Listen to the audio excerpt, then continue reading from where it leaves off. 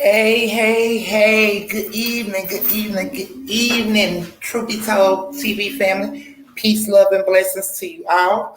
Shout out to my girl, Feed. Shout out to Lillian. Shout out to Mr. Bass. Shout out to everyone in the comment section. Thank you all so much once again for tuning in. Yes, we do not go live on Thursdays, but however, yesterday, I didn't go live. I was exhausted. And we're not going live on tomorrow because my son just celebrated his 25th. And we're going to be busy all day tomorrow. So I will not be working, going live, or either of the above. Oh, man, y'all. It's a frog. I just came out to smoke, y'all. A frog just a jumping. But anywho, nature. So, yeah, y'all.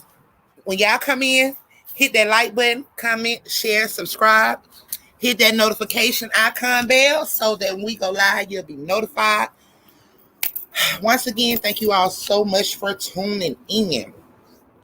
So, usually, y'all, we have started doing Freestyle Fridays, what we call it, where all the family come up. Those who can come up to the panel, and we just dialogue and just have an open discussion about the content or just pretty much talk. But however, like I said, I'm not going live on tomorrow, so we're going to do it on tonight. Hopefully, well, if the family feels like coming up, they can do some. If not, I'm going to continue with the content as it is. And oh, yes, family, I am so sorry, y'all, but I did do a little research in myself, y'all. I was supposed to call you all into StreamYard so we can look over some things earlier and pertaining to the trip. I really do apologize. But however, just because I didn't call y'all and have y'all to come into StreamYard so we can go over it verbatim. But however, y'all, I did see some things. So we're all gonna look. I just was kind of looking at stuff to see, what's going on. So we will do that since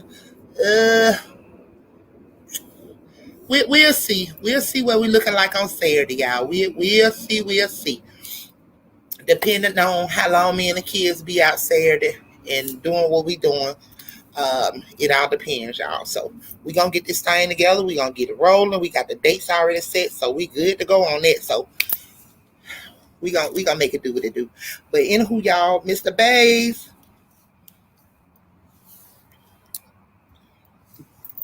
Yes, ma'am. How's it going? Peace and blessings. Doing good.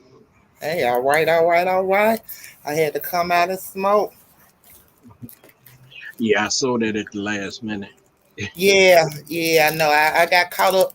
See, I've been on the phone with my nieces and nephews. Lord, it's a bunch of them. I was on the phone with them for about 15 minutes. And good God Almighty, I had to, when they talk to one, you got to talk to the other one. Then you got to talk to the other one. You got to talk to the other one. Because it's a bunch of them. It's a bunch of them. My brothers don't play. Baby, one of them got about 10 children by itself. So yeah. But yeah. Oh, okay. So yeah, I'm about to go on mute real quick, Mr. Bass, because I'm trying to fire up. And I know y'all hear the crickets, the frogs, the everything. Like I literally wish y'all could see this frog. I'm about to let y'all see it.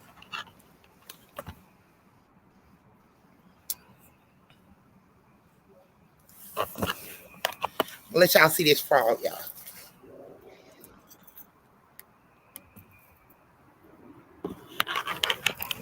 Can y'all see it? Yeah. Bring the camera up a little bit. There you go. You see it? Yep. There you Mm-mm. go. Yeah, I don't play with it. I, I let nature do what nature do. I don't bother. They ain't bothering me. Yeah, They I know that. go ahead, Mr. Bass. I'm finna. If you would like, you can go ahead on and pray. Um, yeah, I'm trying to All find right. my black. Okay, okay, yeah, but y'all know actually what frog mean, y'all. Frog means abbreviation. Frog is forever rely on God. All right. Yes, yes. FROG, forever rely on God. I always remember that, y'all. I always remember that. Always jumping now, y'all. Let's jump. Did I close the door? Okay, yeah. Okay, Mr. Bay. So you can go ahead. I'm about to fire up real quick. And yeah, I'm in here. All right. Father God, we thank and praise you for the opportunity to approach your throne at this time of need for grace in Jesus' name. Father, we thank you that you're our healer, you're our peace, you're our everything, you're our supplier. Father God, we just thank you for all that you're doing in our lives and how you're moving in our lives and open our eyes to what's going on in the world. And Father God, so that we'll be prepared and have our relationship squared away with you. I just thank you and I give you the praise and the glory for it in the name of Jesus. Amen. Amen, amen, amen, amen. That's what's so important. It's very important that no matter what goes on in this earth, in this world, no matter, even though I'm about to bring you out some content, despite whatever, just know that long as you have your place with God and He's first in your life, you have that relationship with Him, you do according to as He asks of you, then everything gonna be just fine. It's like everything gonna be going on in the world, but nothing will come near your dwelling. As the young one said, not a stain on you, you will not be touched. As long as you keep your faith and trust in God and know that He's gonna do whatever it is that He say He would do. And also He says that He know the plans that He have for each and every last one of us. And I believe just that. So no matter, like I said, no matter what they come with, how they come, just know that God gonna take care of us all. But however, whenever He is speaking, please listen, because He didn't say be a fool. Um, Faith without works is dead. Saying all that to say this is, if God is speaking to you and tell you to do this, you may not understand it right then. Go ahead on and do it, because you don't have to regret. You don't want to have to regret not doing as He say do, and then a situation come about, you ain't got them beans or you ain't got their rights He told you to get for probably about a year or 2 years. I'm just saying, when He speak, you all just listen to as He speak, because He's gonna make sure we maneuver through whatever beast system or whatever it is that they may be coming with or whatever is next. He's gonna take care of us just like He did through the COVID, through the pandemic. So once again, y'all, I thank you all so much. Oh, I didn't send at the stream your link. Their arms are too short to box with God. Girl, you better know it, Vita. They better know it. Lillian said he gave us 5 cents. Absolutely, absolutely. And when he speak, we must listen to him. Even if you don't understand it, it comes back full circle. You have to listen. So okay, thank you, Mr. Bass. Okay, so in the comment section, you all have the StreamYard link. That's for the family. Whoever wants to come up for tonight, the StreamYard link is in the comment section. Also, if anybody else would like to come up, as we pull up the content for tonight, then you all are truly welcome to do so. So, y'all, I'm gonna pull this content. As I pull this content, I'm gonna get ready to fire up. I didn't fire my cigar yet because I respect the Lord and all that is. So, Mr. Bass was praying. I held off, but I'm about to bring the content forth, and I am gonna smoke. So, y'all give me 1 second. All right, you ready, Mr. Bass? Yes, ma'am. All right, all right, all right.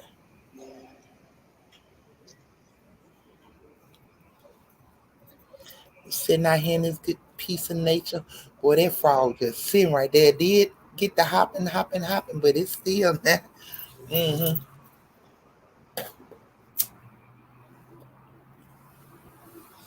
All right.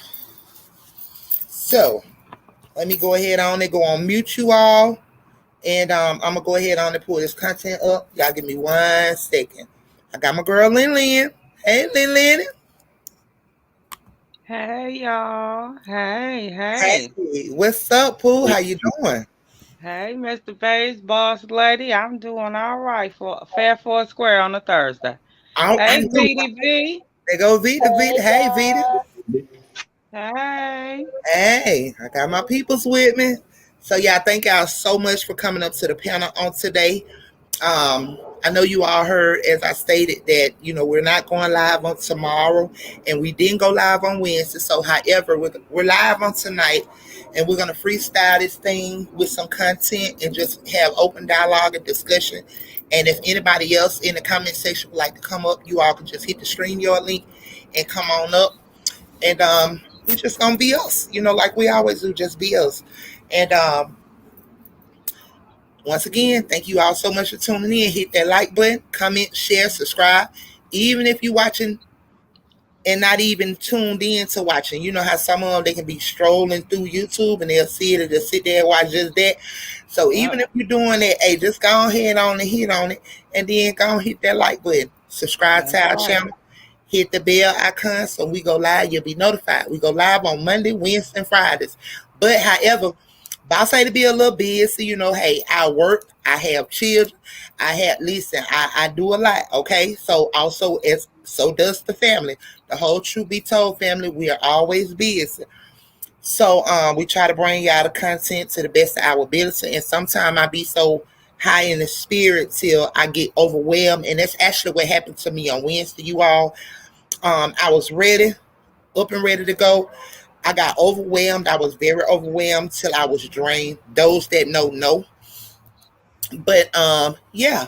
So we're about to go ahead on and get this show started. So ladies, how was y'all day Yeah. today? First and foremost, let me ask y'all, how was y'all day today? I had a good day. I You can't did, did complain. it? Yeah. All Good right, girl. job. My day kind of went a little rough, but otherwise it was good. No complaints though. Never complaining. All right, all right, all right. Mm. Know that all is well. Mm. Is well, and it is yours. Long as All you ask, asking it shall be given, seeking you shall find, knock and the door shall be doors open shall be unto you. open. I don't know why I just had to tell you that, but Amen. boom, there you go. There it is. Oop, There it there it is. is. Now I don't Yeah. know. Y'all already know what it do and how I do. Oh, y'all, here go Andy. Oh man. I done heard Amen. him open that door. Now I'm on the back and I'm just kick back, relaxing, about to smoke. Hey, Andy. Hey Andy. Hey, what's up, you Vita? That's Trailer. That's That's lit. Taylor, not as What's up, Willie. Lily? Okay, he What's said. up, Andy? I'm just chilling at the crib. I'm about to go to sleep. Okay, good night, All buddy. right. Good night. Tell the whole crew good night. Yeah, good night. Don't let the bed bugs bite. Oh, snap. That's right. You don't put that in your life. Mr. P That's said good evil. night, Andy. Hey, what's up? Whoa. See? All right, Andy. Good night, buddy. Love you. I'll see you in the morning. All right. Okay, buddy. Look, I heard that door crack bag. Y'all know he have to get his little TV in before he go to bed. Mm-hmm. So yes, y'all, but yes, Lillian, it is well, huh? So Yeah. shout out to Smitty, Mister. Shout out to the rest of the crew. They are not on here right now. Y'all know Smitty be at work pushing that forklift. Mister probably dealing with some out of air condition. So peace up. They'll drop in at some point, y'all. So until then, y'all, we about to get this thing going. So I'm about to go on mute, y'all, and I'm gonna go ahead on and pull the content up. Once again, thank y'all so much, Mr. Bates, Lillian, Vita, all of y'all. Thank y'all so much for coming up to the panel with me on tonight. Blessings. We are family. I got all my sisters, Mr. Bass and me. All right, Hey, I like that. All right, Vita, you Hey, go, come girl. on, Vita. You came through with it. Yes. Yes. Come Baby, through with it. Look, she came up with a quick one then, girl. I like So that, Vita. did. Y'all, I'm so excited, y'all. I'm so excited. Y'all, I cannot wait. I just can't wait, y'all. I'm so excited. And just moving forward, just God just bless each and every last one of us with great mercy and safe traveling. Like, I can't wait, y'all. I'm so ready. We gonna turn up, y'all. Turn Mr. up. Bass, I got a question. Yes, ma'am. Do you have a microphone? Because I think we're gonna do some karaoke. Yeah, we're gonna do karaoke. You got a mic, Mr. Bass? I got a couple of them, but I have to dig them up. They've been Lord. in stories for a while. Oh Lord. You gotta blow the dust off of him. Yeah. No doubt. Oh man. So yeah, they be having those little things with the microphone. Shoot, I'll just buy one. You know them little karaoke, boom boxes. Karaoke, yeah. Karaoke machine. Mm-hmm. You can set it right up to YouTube and get the words. It's gonna be lit. Oh no. See, listen. We gonna let the fellas deal with that part. Cause listen, y'all.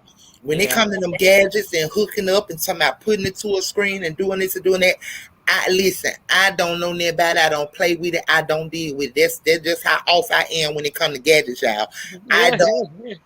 I don't deal with the gadgets. So we gonna let the men hook that up so the words can be able to be on the screen and whatever do. Listen, I ain't boss lady ain't with that part there. Now I will try and sing to the best of my ability.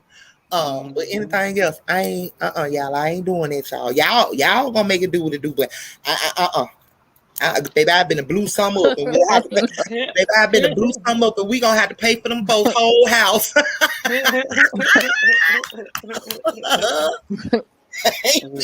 Listen, we have some brilliant minds in this family. It's gonna work out. It's gonna come together. Look, girl, that's why I said them men, baby. They listen. We got Mr. Bass, then you got Smitty, then you got Mister. Girl, they listen. They know about gadgets. They do with that's they good the music man. They are the music. There you go. Yeah. They are the music. Yeah. Okay, y'all. So I'm about to go ahead on. I know I keep saying I'm about to go on, y'all. I done went here 20 minutes, 21 minutes, but that's cool. Because guess what, baby? That's what today is. It's freestyle Thursday. Oh, wait. I heard some information about Jamie Foxx. Okay, let us know. Let us know what's going. I'm sorry, Lillian, to cut you out, but let us know what's going on with that body double. Oh, that's you know what? That's the MK Ultra. MK Ultra. But listen though, Lillian. Oh man, you're not in the vetted. I'm sorry. I gotta send you some. Vita, Mr. Bass, did y'all check that content out? It was from my girl Amina, aka The Earth. Shout out to MREC TV. But did y'all check that out that I dropped in the vetted folder earlier? I didn't get a chance to yet. No, I Okay. haven't had Oh the man, well I think y'all want to go in and watch it. It's in the vetted folder, Lillian. I will send it out to you. I forgot you're not in the vetted folder. Yeah, I'm gonna come back on social media one day. Okay, yeah. So I do apologize. I'm gonna send it to you by email, or either Okay. I text it to you. However, just long as you're gonna get it tonight. Once we go off, I really think y'all should watch it. It is so OMG. Like she really is gonna break it down, and you all are gonna see it. Like said, that's his body double. Allegedly, everything we say over here on Truth Be Told TV is allegedly. Allegedly. So what you all are seeing, you all are think you all are seeing that person in which it is not that person. Always remember, you all, that this world is a stage. Yes, it is. The illusions of it all. Yes. So you all gonna be able to see that, and then it's very interesting. So I dropped 2 of them in there, as a matter of fact. So it's gonna be very interesting, and y'all just check it out and watch it. I've been following them for 4 years, and there's a part of the white hats, which is the good side of government, and you got the shadow government. You got all this that's going on. But however, yeah, you're gonna hear her say something about PDF files and everything that only certain individuals can obtain. She is able to obtain those. One of them, I sent you all, that's in there. She showed you about the indictments that I always talk to you all about. So at one point it was 100 and some thousand, then it went to 200 and some thousand. Yeah, it just kept going. So however, it's so many in California. We all know that, because you got you got the weirdos. With all due respect, those that know. So yeah, and so she's gonna break it down. So like said, y'all, it's in the vetted folder, but Traylyn, I am going to get that to you once the show is over. So we're about to go ahead on and get this thing going. So I can smoke. So y'all, I'm about to go on mute. All right. Let's run it. Let's get it, Mr. Bass. Let's get it, boss lady. Let's get it, VD. All right. Let's go.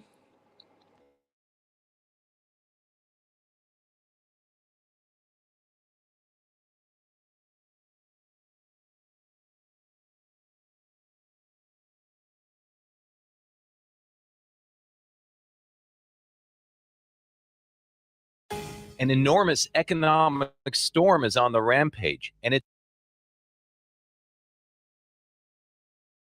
almost knocking at your door. Similarly, Elon Musk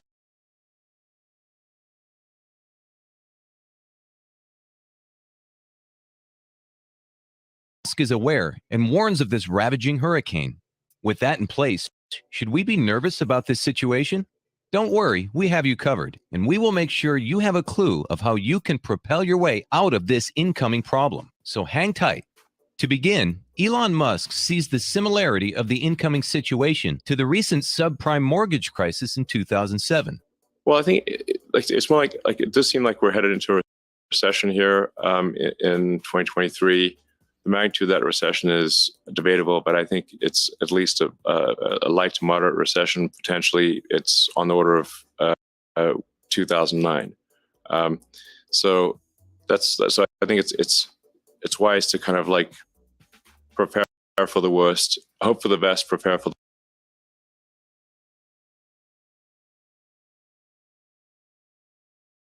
best, prepare for the worst. So what escalated in that period? So that we have an idea of what to expect. In that duration, millions of customers had received low-interest mortgage loans thanks to the consecutive deductions in prime rates since 2001. As the loans were user-friendly, more consumers wanted to acquire new homes, resulting in a hike in home prices. Things took a drastic turn in 2005 when the interest rates shot up, and all this affected the affordability of purchasing new houses. The prices rose enormously, and the well-qualified borrowers could not meet the unique housing cost, as some saw it as an exaggerated and ridiculous way of indebting them further. The housing orders declined significantly as most subprime borrowers found themselves in a giant hole they could not escape. First, loan payments were tough for those that used adjustable rate mortgages, ARM. Secondly, most were unable to make sales of their home to get profit because, yet again, the demand for housing was ripping apart. Hence, saving themselves from this situation had slim chances, as most of them had to incur losses and face the wrath of the economic crisis. To add more fuel to the fire, banks took a bold move by terminating loans to subprime customers, which facilitated the decline in costs and demand. Conversely, the banks were unsafe because they had to endure some losses. After all, the loans they gave out were part of its assets.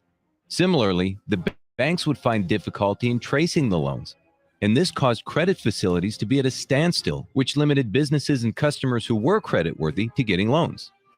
Moreover, companies were affected as they aimed to slash their expenditure and investments.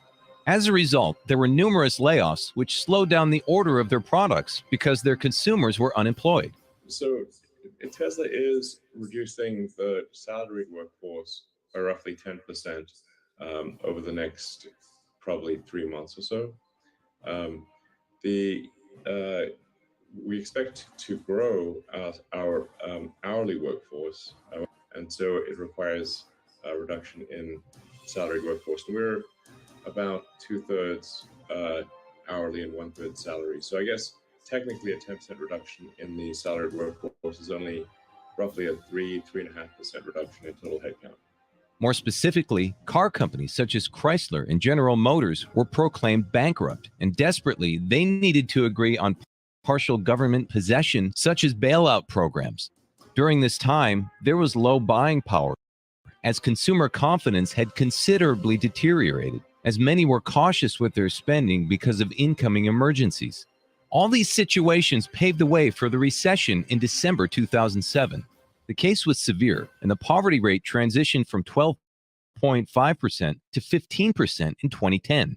To solve this economic massacre, the American Recovery and Reinvestment Act was enacted as a law through legislation procedure by the Fed, a move that saw the injection of funds to the budget to enable job preservation and job creation, as well as broadening unemployment insurance accompanied by safety net schedules such as food stamps. However, the law did not have a bearing on the situation because poverty levels among young adults and children surged to 22%, and the United States lost a considerable amount of wealth. The loss resulted from the decline in stock prices, which was a margin of 57%, which is an estimated value of $16 trillion. Quite shocking, right? There is a proverb that says that the poor will get poorer and the rich will get richer. This is achieved by how the wealthy showed signs of gain despite the economic pandemic, while the average and the poor incurred losses. What does this tell you? This indicates that those who suffer at most in a recession period are the poor and average, and this means that you should start saving more frequently if you belong in that class, in preparation for the disaster. You don't want to get caught up in a situation where you don't have money set aside for emergencies, so start living frugally today. In another story, what's more surprising is that the economic downturn did not affect the United States alone, but other countries were deeply affected. For instance, Latvia anticipated a 25% decrease in its gross domestic product. Furthermore, investors from outside who had ventured into the companies of the United States also followed the same suit. With a clear view of what to expect, we have a precise picture of how Elon Musk foresees the incoming inflation. From my point of view, we should brace for tough times ahead, and it's upon you to avoid being struck by the situation by finding ways to increase your financial capacity. How can you achieve this? You can start venturing on a side hustle, like script writing on Upwork or selling what you don't need. Similarly, you must train yourself to be financially disciplined and throw at least 15% of your paycheck into a savings account. All these will save you from the potential worst, and you'll be on your feet if a recession occurs. This foundation, saving $1,000 for a starter emergency fund. This is just a small buffer between you and life.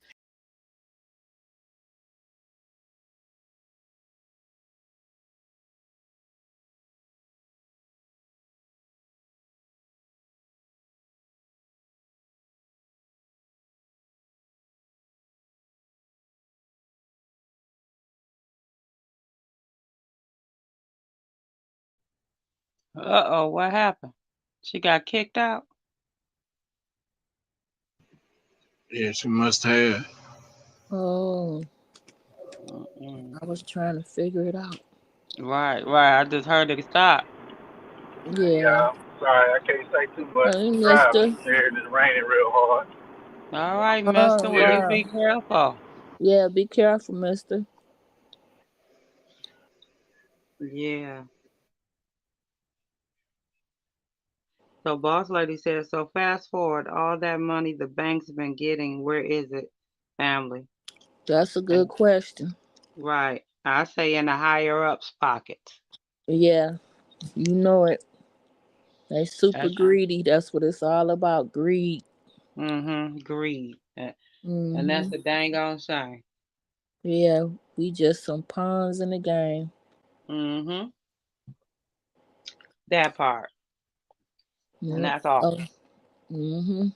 Oh, there she goes. She back. Ready. Yeah, I don't know if she want me to bring her back up just yet, but I did. Okay. She probably trying to get the video squared away. Uh-huh. Okay. Yeah, they always trying the interference, but but God. All righty, y'all. I got All right. kicked up out of here. I got kicked up out of here, y'all. But hold on. I got y'all. So Okay. y'all see how they discussing the banks. So fast forward to today. Why is it such an issue with money? Even though we know that everything has been planned. This was the plan from the get-go. But it's just the exposure of how these banks are shutting down and closing down. And you see all that money they got. Was it 16 trillion? Yeah, something Did they like say that. did they say 16 trillion, y'all? Mr. Bayshaw, wasn't it 16 trillion that was distributed to the banks? Oh yeah, Sound about right. something like Mm-hmm. that. Yeah. Yeah. Yeah, as he just said in the video, like 16 trillion or whatever. So how is it that the banks have no money and they are having to depend on our money? And the more we're going to get our money out of the bank, you got to make it make sense. Because they done put it up, the higher ups done put Mm-hmm. it in their pockets. That's what that is. That part, Lillian. And those Mm-hmm. banks, when they have conventions and stuff, they do Mm-hmm. ridiculous, unnecessary spending. Of course they do. Yeah. Of course they do. And then the little people is left holding the bag. Mm-hmm.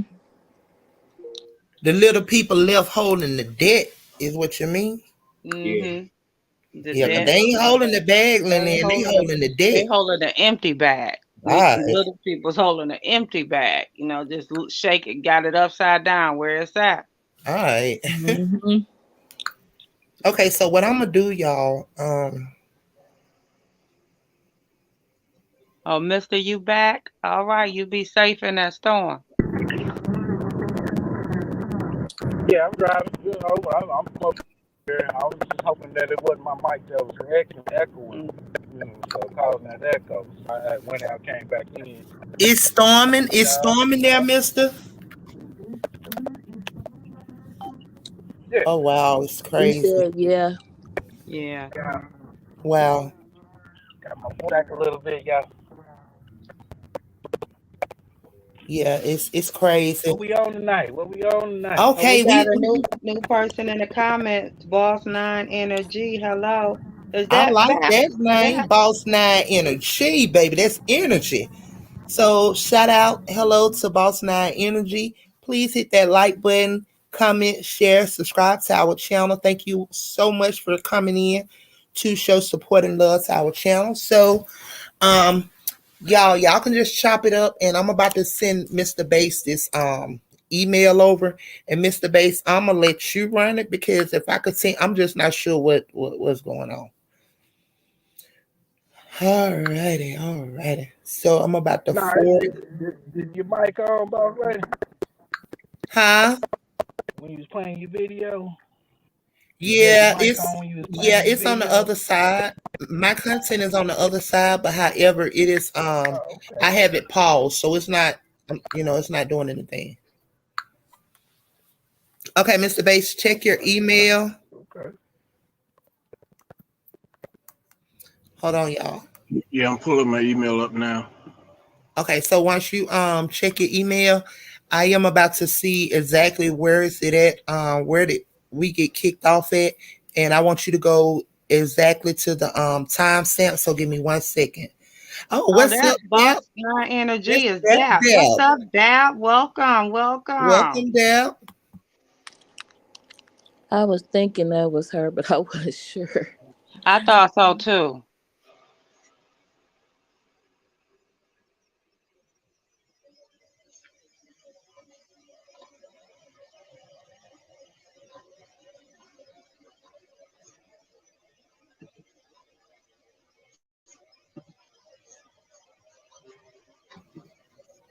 Okay, so Mr. Bass, once you pull up the content, just go to the first link. It is the first link, and once you go to the first link, please go to timestamp 734, and that'll put us back where we left off at. Shout out to that. What's up, girl? Blessings. So yeah, we gonna y'all can just chop it up, fam, until Mr. Bass pulls up the content, and then we'll go from there, y'all. All right, all right, all right. Okay. Oh, what I was saying about Mr. Fox is they said Uh, what hospital he in down here. what Mm. hospital is it? Piedmont, but Oh it's wow, quite a few Piedmont. Piedmonts. Oh, But Mm-hmm. you okay. know, Piedmont hospitals are everywhere down Georgia. That's like, it's Mm-hmm. every part of Georgia. So you wouldn't possibly know exactly what hospital his Right. body double is in, because anywho, it was a switch out.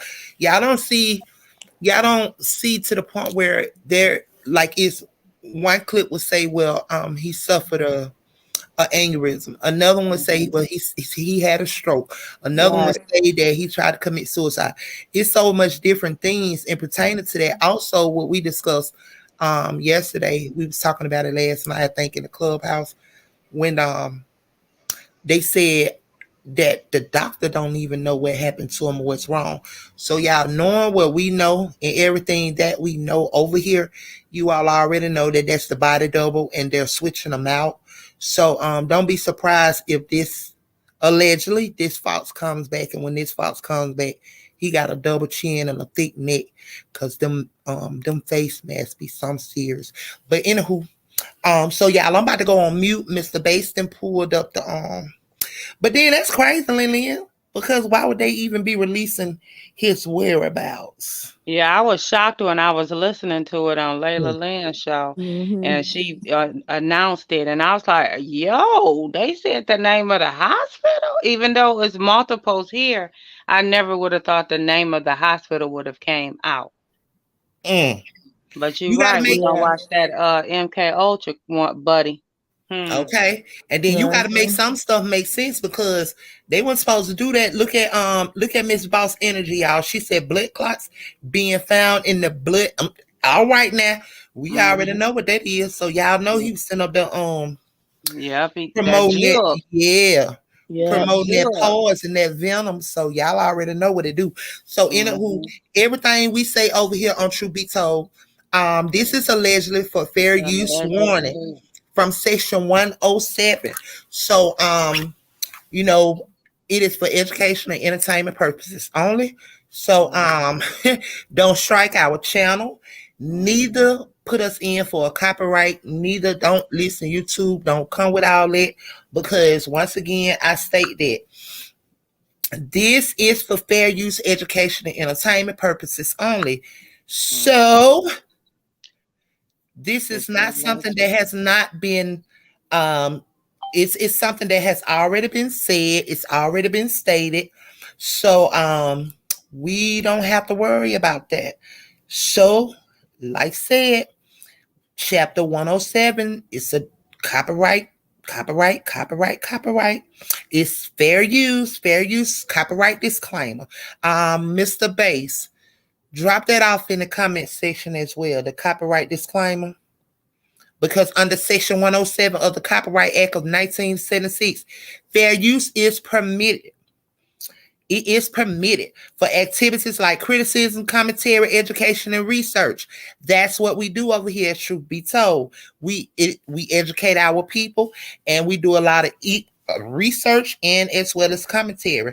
So the term fair use refers to the use that the copyright law permits, but might otherwise be illegal. However, along with this channel, we make no claims to ownership of any of the graphics, the images, the music, or whatever is being played on our channel. Once again, we do not own the rights to any of it. But however, Section 107 gives us the right to use it for education, research, and so on, so on. So, okay, Mr. Bates, I'm about to go on mute, y'all. Family, mute up so Mr. Bates can go ahead on and pull the content. Thank you so much, Mr. Bates. Hey, yes, ma'am. You're welcome.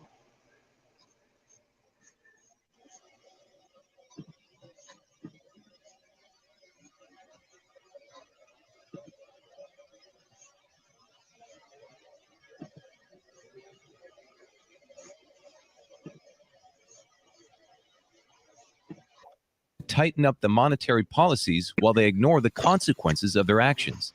Based on this assessment, I can proudly judge from my own opinion that the probability of hoping things to be okay is roughly 30%, and the likelihood of recession is 70%. So what does this tell you? We will foresee many layoffs in the future, and you should not be comfortable with being employed. Likewise, you should not put all your eggs in one basket, and perhaps you should start looking for a backup plan if you get fired. Regarding a backup plan, you can begin exploring how you can earn money on the web from your skills. For example, many companies on LinkedIn are looking for personnel who are good at tech that can work remotely. And if you are good in skills like coding, you can try your luck. A third point of concern is that Elon Musk advises you to take caution with margin debt. And he said from peak to trough, I think in less than 12 months, Broadcom went down 97%. So like even if you had a small margin loan there, you got crushed. It subsequently recovered, and I think to much higher levels. But if there's like mass panic in the stock market, then you got to really be careful about margin debt. He propagates that it can cause mass panic, and we can expound this reasoning from various perspectives. One primary philosophy is when your balance as an investor drops down below the minimum cost needed by the broker. Because you are focused on investing and don't want to lose, you panic and make a margin call. This margin call requires you to inject more funds to meet the minimum value needed by the broker. On an individual level, you risk a loss because sometimes the market trend shifts. At the economic level, the recession is most probable when there are more margin debts witnessed in cases such as the Great Recession in 2008, where the margin debts had risen by more than 60%. Generally, we can't rule out margin debt as an indicator of an economic plunge, and it's why Elon Musk tells you to refrain from margin debt, because it is vicious to an investor and the economy as a whole. Seemingly, Elon Musk sheds light on the situation. He says the recession wouldn't last forever, as the problem will take another drastic turn of healing and recovery. Terming recession as cyclic, he addresses that the same way recession has been in and out is a similar way this incoming recession will come and pass. The economy at one time will have to go through hell as everything is falling apart, as the Fed is intentionally doing this to facilitate an economic reset. Well, I think a recession is inevitable at some point. As to whether there is a recession in the near term, I think that is more likely than not. It certainly isn't. It's not a certainty, but it appears more likely than not. Typically, he thinks that the economy would resettle after 12 to 18 months. In his tweet, he said that from his experience, companies will endure negative cash flows in that duration before revamping back on track. What can we learn from this? The timeline suggested by Elon is advice that the best time to venture into investing or even starting your own business is probably towards the end of 2024 or mid-2025. It may seem long, right? But trust me, it's worth it. All you have to do now is to pause the plans and save up any money you receive. The final opinion is controversial, and Elon Musk shared his sentiments on his platform, Twitter. With Twitter known for no censorship of posts, Elon Musk took advantage of the freedom to ascertain that he is proud of seeing the recession happen. Describing some cartels as fools, He said it was time for them to experience a bit of bankruptcy, as they have been reaping the benefits for so long. In addition, he criticizes how the stay-at-home agenda during the COVID period has promoted laziness and describes the recession as a rude awakening that will enable people to arrive to their senses that not everything in this life will come on a silver platter. But technically, he is right, considering how the economy picked up when the COVID slogan was abolished, and people realized that they were suffering when they stayed in their houses. Lastly, in preparation for a potential recession, Elon Musk backed his prediction by doing numerous layoffs in his company, Tesla, a move that he describes as being super bad, as he did the opposite of his will. Imagine you, as an employer, letting go of your best employers because of a sudden economic turn, and you want to save your company from the worst. Pretty stressful, right? In the course of action, Tesla is preparing to oversee new layoffs in the adjacent quarter. Are you sailing in the same boat as Elon Musk? Let us know in the comments section. Don't forget to hit the like and subscribe button for more trending and informative videos in economics. Don't forget to click the notification bell so that good content does not pass you by. Thanks for watching. Today,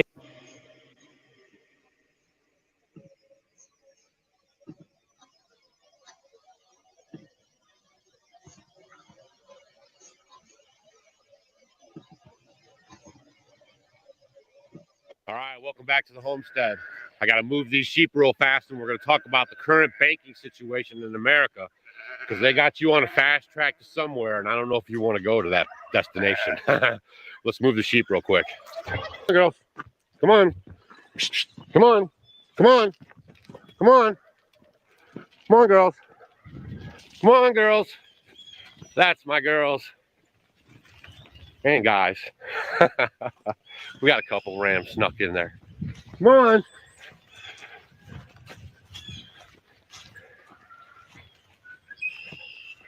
And they will know my voice. Come on. Come on. Come on. Hip. Hip. Go on. Come on. Come on. Come on. Come on, Abby. We'll feed you in a minute.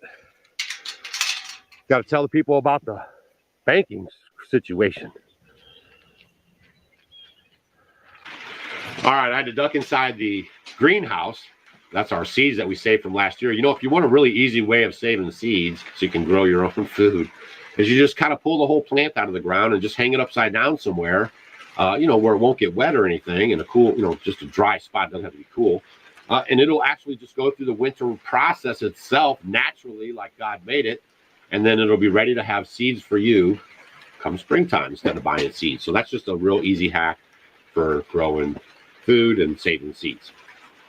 But what we're going to talk about today is this financial crisis that we found ourselves in. I'm not in one, but apparently, you know, they're trying to gin it up like we're in one.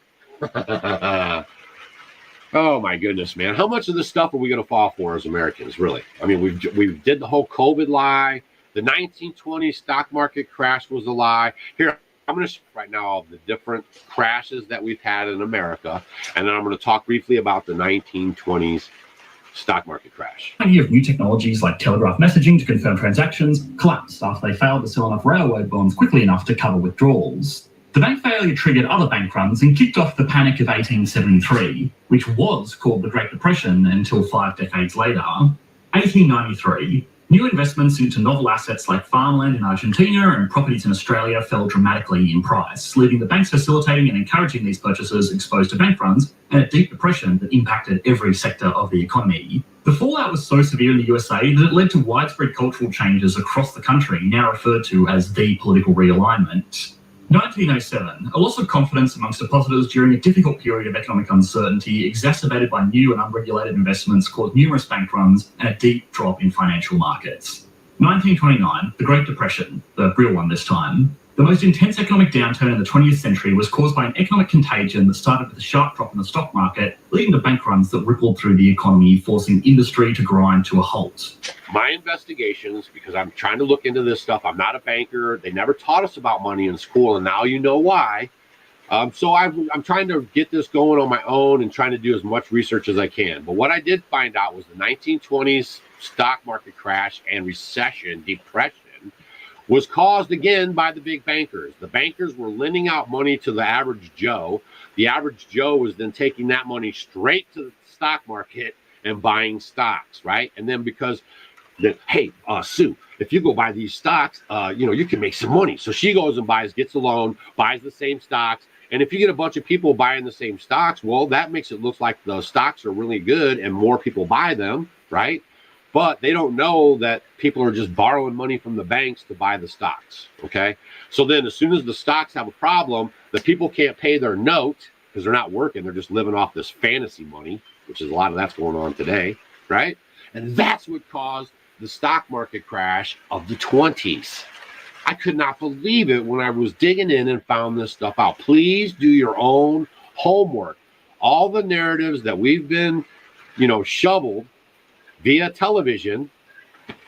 I'm all 56 years old. All the stuff that we've been shoveled has all been a lie, right? And we're going to start unraveling it all right here on YouTube so you can see for yourself, and maybe it'll spark you enough interest to do your own homework. Because if we can red pill America real quick, man, maybe we can turn this thing around, because the central banks, like I reported 6 months ago, are going for the central bank digital currency, okay, CBDC. It's coming, right? The COMEX. I don't know if you guys know about the COMEX. I didn't know nothing about the COMEX. I just learned about this stuff. I'm telling you guys, I am all in learning financial stuff right now. The COMEX is where they keep all the precious metals, the silver, the gold, the platinum, uranium, all this stuff. All the central banks in the world are draining the COMEX right now. They're buying gold, they're buying silver, and they're buying it at rates, unprecedented rates, right? Unprecedented rates.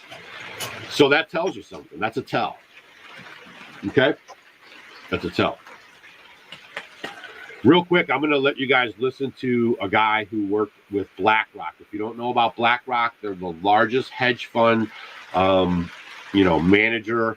They own more assets on planet Earth than anybody on planet Earth, okay? And this guy managed some of their funds, all right? And I want you to kind of listen to what he's telling you, and then we'll talk on the back end of this. The banking authorities and the government decided to throw out their existing laws in their books and rewrite the rules.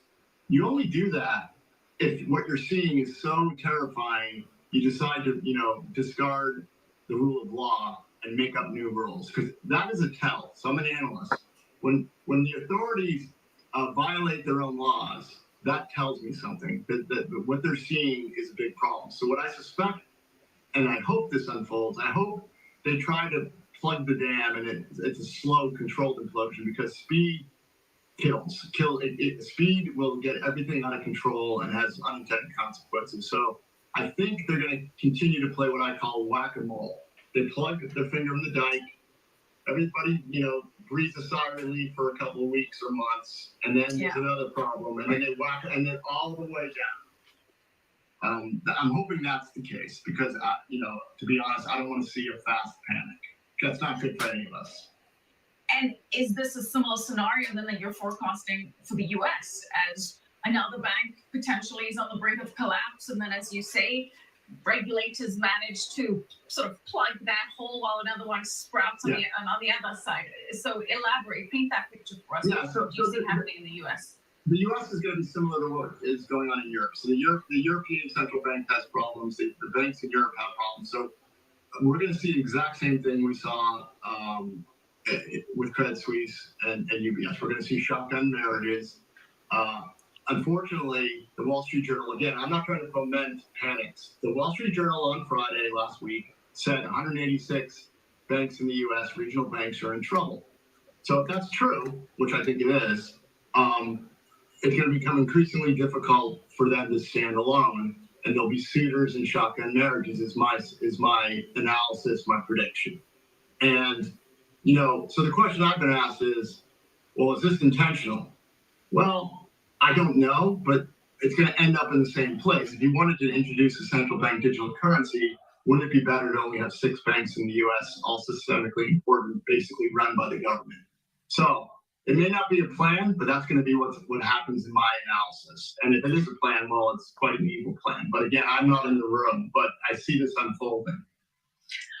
Okay, let's unpack that a little bit before we start to break down the idea of a central bank digital currency, which for our viewers, as we've discussed on the show before, is a form of fiat currency issued by central banks, which is potentially programmable to work or not work in certain transactions and situations, and which also allows authority to monitor every single transaction made. But before we break into that dystopian endgame, which you say may or may not be by design, we said 186 banks are at risk of collapse. Well, I wouldn't say collapse, but the Wall Street Journal pointed out 186 banks that may have problems. That doesn't mean they'll all collapse. But this number is from the Wall Street Journal. Okay. I don't want to be accused of fomenting fear and loathing, but that is reported by the Wall Street Journal, which indicates to me it's a serious problem. So you're seeing essentially a consolidation of the banking sector, and I believe you've said that you anticipate 6 banks withstanding this crisis. Yeah, the six U.S. systemically important banks, and I think it's Bank of America, Wells Fargo, Citibank, J.P. Morgan, maybe Goldman Sachs. I don't know. I don't have the exact name. I know there's the 4 big ones. J.P. Morgan being the biggest. That's what that seems likely. To be honest, I hope I'm wrong. I hope that does not happen. Will there be some regional banks left? Sure. I live in Hawaii. Bank of Hawaii does not participate in the capital markets. They loan to state residents in the state of Hawaii. It's a very conservative state bank. People have been asking me if I moved my money out of the bank. I have not, because I'm not worried about the Bank of Hawaii. So there'll be some regional banks left, but the bigger ones are going to, I think, disappear. They're in trouble. And why is this so problematic to economic freedom, to have this consolidation of the banking sector? Well, so local banking is obviously better because you have a lot of bankers give credit based on personal relationships. And if you consolidate to 6 national banks, it becomes very formulaic, and those who are the buddies of the people at the top get the loans, and everybody else kind of starves. It's not intended that way, but that's how it works. And so local banking is the lifeblood it used to be the lifeblood of the U.S. economy, and it's at risk of going away. And it's going to be harder to get capital if you're a small business. If you're an entrepreneur, you're going to have to go begging to those who have all the capital. It's a consolidation of capital. It's too much money in too few hands. That's monopolistic. At least in the old days, you could get a loan if you had a good business plan and were an upstanding citizen and your local banker got to know you, they'd give you a loan. That's going to go the way of the dodo bird, and that'll have that's not good for freedom. That's not good for people wanting to take charge of their own lives. I've worked for giant corporations before, and I'd rather work for myself. And you're saying the end game here then is going to be 5 or 6 major banks, which are then subject to more government control and oversight, effectively nationalizing to some degree the banking sector, which you say paves the way for the central bank digital currency to be implemented. So elaborate on that. So I've looked into the central bank digital currency, and I've watched some of their members speak about it. The Bank of International Settlements, forget his name, made a speech about a year and a half ago where he basically said it's basically, in his own words, it's a way to control how the money's used, essentially. So what does that mean? Well, right now, a $100 bill in your pocket, no one can tell you what to do with it. But if it's in a central bank and you happen to be a dissident talking about an issue that the state doesn't want you talking about, you can be targeted and have your ability to transact stopped. There's also a myriad of social controls that could roll out. Let's say the state wanted to start worrying about cow methane farts and wanted to restrict the amount of meat that you're allowed to eat, they can impose quotas. And if they get what they want, the technology, your credit, everything will be linked. You'll go to the cash register, ring up your meat, and the woman behind the cash register or man would say, I'm sorry, I can't transact this for you. It's total end-to-end control. That's what it is. Yeah, you know, it's a very Orwellian scenario, but as you say, when the government is able to monitor your spending and program a currency to work or not work to enact certain transactions, or perhaps put a premium on it. If it's like, hey, you've flown 20 times this month, for argument's sake, you've exceeded your carbon footprint with that regard, it just doesn't work. And to buy another plane ticket, or it does, but with a premium attached to that. But what is the timeline that you're anticipating for these banks to collapse? Because you said a controlled implosion. So for these banks to collapse, for there to be a consolidation, and then for CBDCs to be rolled out, essentially, roughly over what time period? If they're going to control it, they need 12 to 24 months. That's it? Yeah. 24 months before we're down to 6 banks? If it's controlled properly. That's the controlled version. Okay. Yeah. If it's fast, then chaos is unleashed, and I don't want to talk about that. But look, there's already executive orders been written by Biden about the CBDC. There's already white papers from the Fed. Things are rolling faster than I would have thought. And you know, look, if I was a central banker and I wanted to introduce a central bank digital currency, I would do it at the bottom of a crisis when everyone's begging for relief and everyone's in fear, and then offer the solution. That's what I would do. I'm not saying that's what they're going to do, but if I wanted to get everybody on board, I would do it at the bottom when there's maximum amount of fear and people want to look to an authority to save them.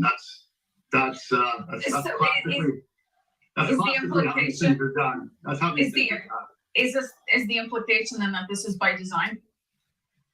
We have it.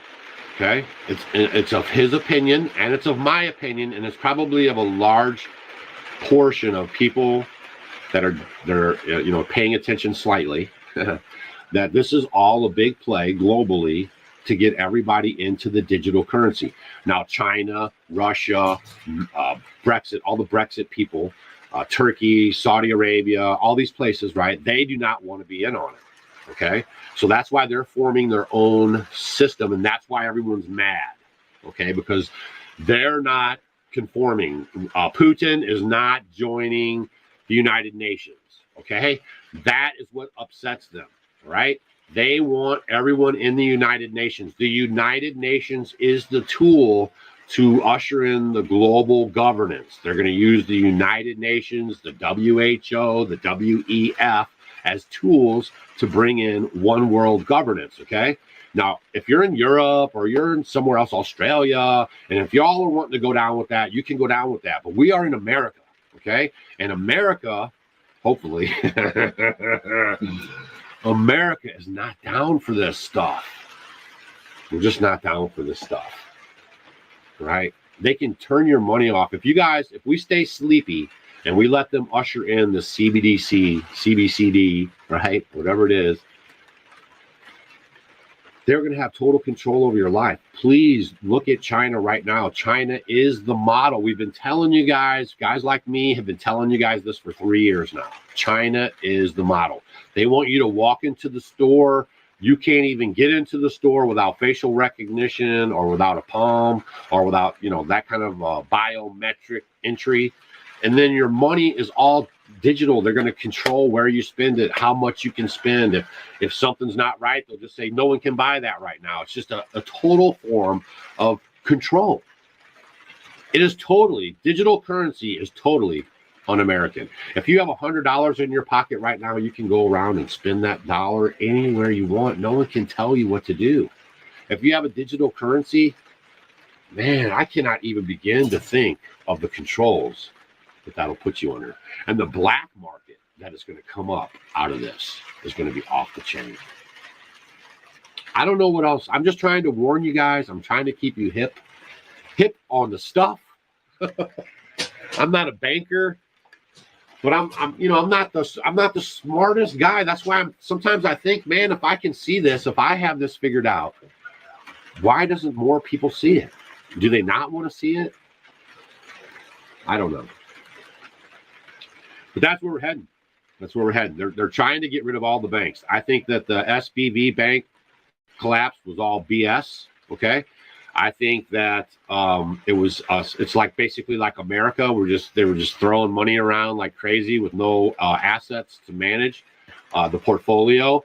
And then what they did do is they put all their money in on the treasuries. If you guys understand how this works, the banks buy treasury bonds and other bonds, government stuff, and they bought them for 17 years. We've had 0% interest, right? And so the banks are leveraging their assets on these bonds with 0% interest for 10-year maturities or 20-year maturities. And then the Fed starts raising interest rates because they know what they're doing. There was no reason to raise interest rates. The only reason why we have inflation is because we're wheelbarrowing and diesel trucking money over and giving it to everybody. You know what I mean? It's just devalue. When you just shove planefuls of cash in people's face, it makes everyone else think, man, they must have so much of that paper they could just print it, and it just devalues the dollar. And it happened. Everyone said it was going to happen, and then it happened. And then no one's saying nothing about it. They're not saying that's what happened. They're just trying to hide it from you. Create the crisis, usher in the puppets that are supposed to have the answers, and let the puppets tell you what's up. Fauci was a puppet. Fauci lied. Fauci said, take the mask off, put the mask on, take the mask off. Natural immunity is the best. No, get the jab. No, get 2 jabs. No, get 5 jabs. I mean, come on, you guys. These are crimes against humanity, and we're doing nothing about it. We're all bickering with each other and, just watching this stuff happen. And one day we're going to have to pay the piper here. That's the day you should worry about. That'll be the day that gets pretty rough for everybody. So all I can do is try to bring you the information, right? The best thing to do right now is pay cash. Use cash as much as you can, okay? Do not, if you want to buy a homestead, like right now is the time. I don't know if you can with the interest rates are creeping up, right? Property values are up. We've been putting videos here for years trying to implore y'all to get out there and do your thing. And now everything, with 4 or 5 central banks, 4 or 5 banks servicing America, right? Can you imagine what it's going to be like to get a loan? Some of you young folks that are maybe watching our channel, you've never lived through the stuff us older folks did. And we didn't even live through the Depression, right? So we don't even have that hardcore information. We just have the information of 22% interest rates, right? Like go try to buy a house when it's 15% or 20% interest rates. Okay. You guys don't know nothing about that, or a credit card, right? Some of you guys have got credit cards probably with 5-6% or some 10%, 8%. Credit cards are a sucker's bet anyway, but there's going to be 25%, 30%. All money is going up to borrow, right? So if you haven't got your ducks in a row, meaning if you don't have your homestead now, or if you're thinking about it and you've been waiting and waiting, it might not be a good time. It might be time to wait. Now, if you've been saving your cash and you've been waiting and trying to wait for the best time, you're just about to find it. So the people that have been saving and are prepared, and especially these big hedge fund guys and all this stuff, they're going to gobble up everything. That's why you're going to own nothing and be happy. This is how they're going to do it. It's constant pressure. Constant pressure. This is the largest transfer of wealth in human history. I want you to think about that. I said a lot of stuff in this video. Hopefully you rewind it, listen to the information again. All right. It's very important stuff going on right now. I don't know how this ends. I don't know how we get through it. I don't know what tomorrow looks like. And that's another problem with a country, is when you have all this uncertainty, it causes a lot of problems. All right, I got some chores to do around the inside of the house today. We'll see you guys on the next video. Let me know down in the comment section if you've heard of it, if you even thought this in your gut, or if you heard about this. Also, let me know about the 20s. Did you know that the 1920s stock market crash was caused by people who were financing stocks? Just constantly this cycle of buying stocks with loans. You can go look this stuff up. It's hard to find, but you can find it. Man, we have been bamboozled. If you want to watch the video.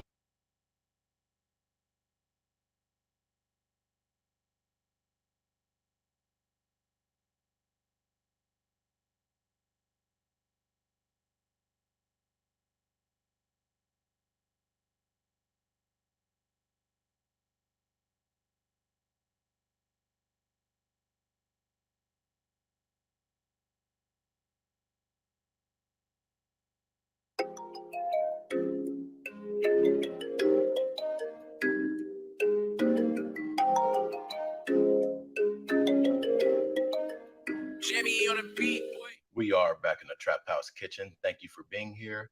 Time is so important to me. It's something you can't get back. You can't pay for it, as I always say. So thank you for being here. If you want to, like the video, comment, share, subscribe. I want to get into this video via Altcoin Daily. You guys, it's getting real. It's going to start off speaking about a few things about Apple. Trust and believe I'll let you know when we get to the part. Let's get to it. I don't have too much stuff to say. Let's go. Ethereum and Cardano. Before we get to that, I need to update you on the latest cryptocurrency news. Tap the like button if you appreciate the daily content. Apple, every Apple computer is hiding a Bitcoin manifesto. And it's fueling theories that Steve Jobs was actually Satoshi Nakamoto, Bitcoin's mysterious inventor. So in an April 5th blog post, technologist Andy Baio said he accidentally stumbled upon a copy of Satoshi Nakamoto's Bitcoin white paper on his Mac computer, with the revelation fueling wild theories across the internet that the mysterious creator of the world's biggest cryptocurrency was Apple co-founder Steve Jobs. Quote from Baio, "While trying to fix my computer today, I discovered that a PDF copy of Satoshi Nakamoto's Bitcoin white paper apparently shipped with every copy of Mac OS since Mojave in 2018. His post prompted Twitter users to share screenshots of the same manifesto stored on their Macs. Insider also tested out Baio's instructions and found the white paper on the latest version of their Mac OS. So Apple has included the original Bitcoin white paper in every version of Mac OS since 2018, and no one seems to know why. Just try it yourself if you don't believe it. Open up your Mac terminal and copy and paste this. So Steve Jobs as Satoshi. What do you think? Do you believe it? Well, Satoshi sent his final message before he disappeared on April 2011. Steve Jobs died in October 2011. And some of you still don't want to believe. Comment your thoughts below. What do you think of all? Try it yourself if you don't believe it. Now, I want to point out something real quick. You guys see the hand gesture, right? Yes, it's real. The hand gestures and all that stuff, it's really real. Excuse me, really real. All right, let's get to the meat and potatoes of what I want you guys to see. On April 2011. Investment advice, by the way. When did you get interested in it?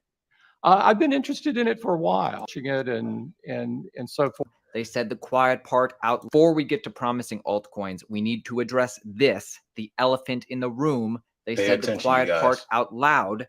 CBDCs will be used for control, European Central Bank president admits in a video chat with a fake Zelensky. Lagarde appears to speak more candidly than normal, as she believed she was speaking to Ukraine President Zelensky. So watch as European Central Bank president admits in a video chat. Now, I'm going to play this back real quick. She thought she was talking to someone else.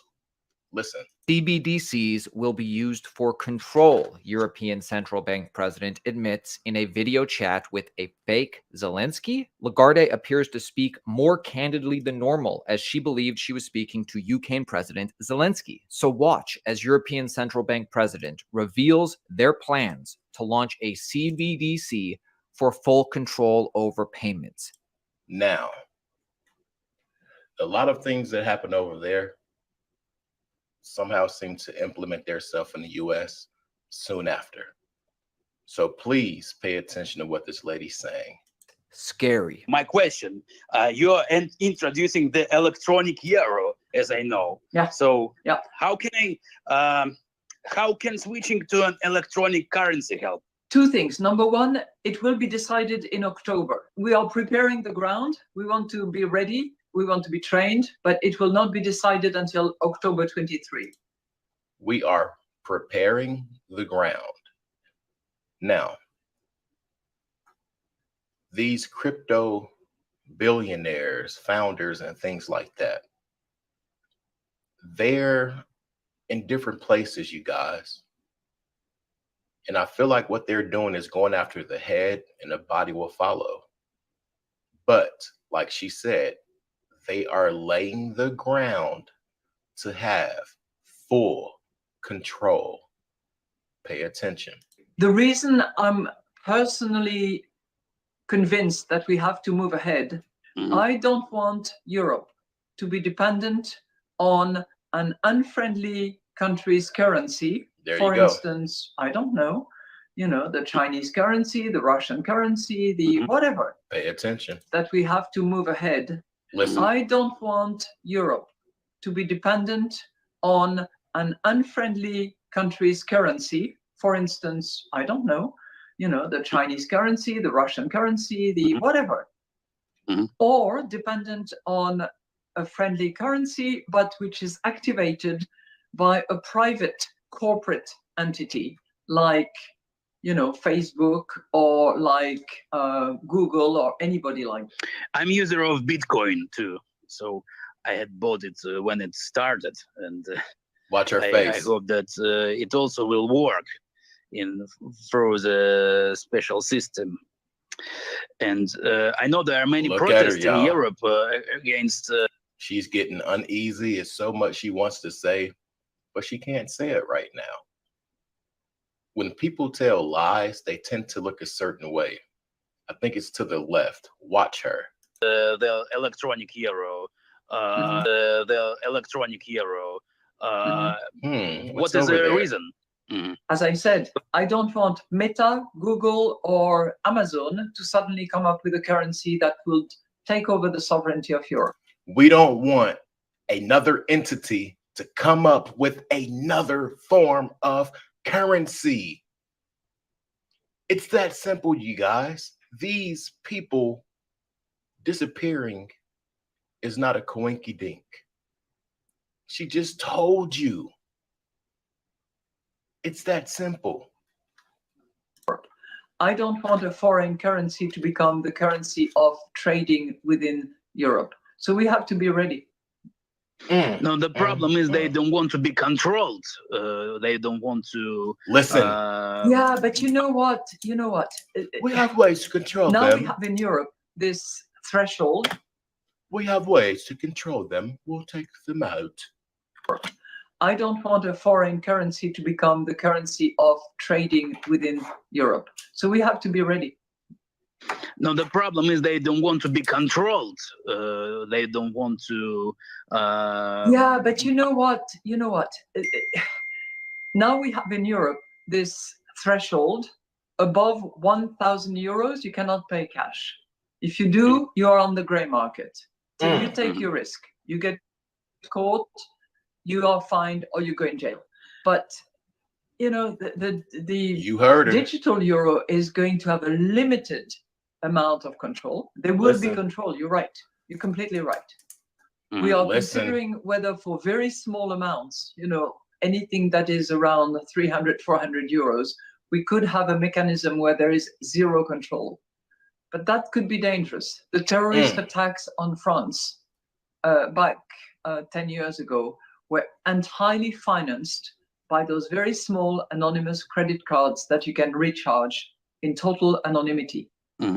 I'm so happy that these altcoin projects continue. Let me know your thoughts, you guys. Now I want you all to look at the Cash App and these other crypto billionaires. Now I want to say this.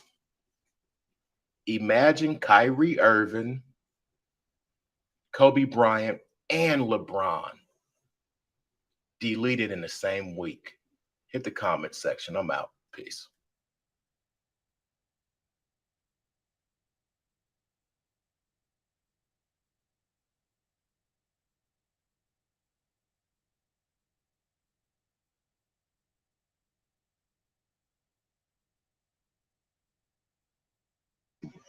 Whenever y'all want to comment, just stop me. That's deep. And I watched that young man's channel. He's woke. She wanted to snitch so bad, but she knew if she would have snitched, they would have offed her, or they'd have snatched her off her. That part. You know, and it's just like, wow, you have got to be slow as all get out if you don't see you don't see the illusion of it all. That's how I'm gonna say it. They so busy trying to tear everybody down or keep them in the dark that they're telling on their own selves. Dang on thieves. That's what they is, some thieves. Greedy thieves. Yep. Trying to get that total control. Yeah, that control. Yeah. That was what they say. This is a new world order. That stuff. Yeah, she said don't want any other type of currency coming up. For Mr. Cash App. Yeah. Yeah. And just snatching folks off earth just like that because you want what they want or they don't want to get down with your agenda. And you can't make this stuff up. Once you see it, you see it. Once you hear it, you hear it. You can't make this stuff up. Ooh, these folks, boy, man, they burns me up.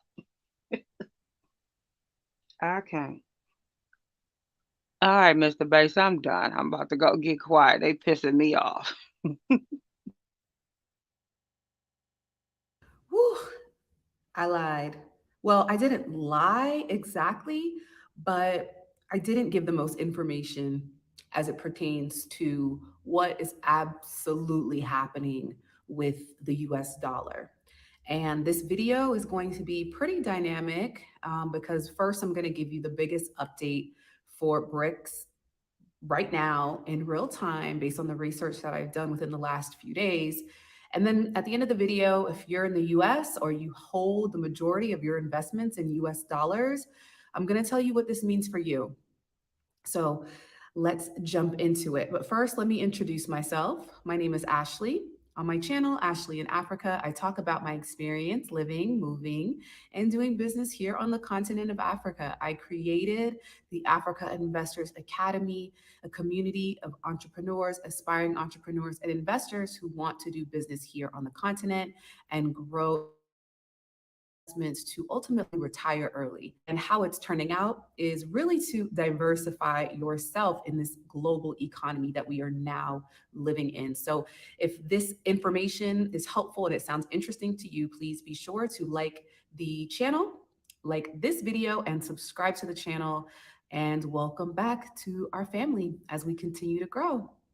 All right, let's jump into it. I've got some notes. So I did a video a couple weeks back about the bank collapse. And I said, hey, I don't think this is really, the demise of the US economy. And that part I didn't lie about because essentially the US has been demising its own economy for decades now. And the bank collapse is just a sign of what is happening around the decisions that the US is making.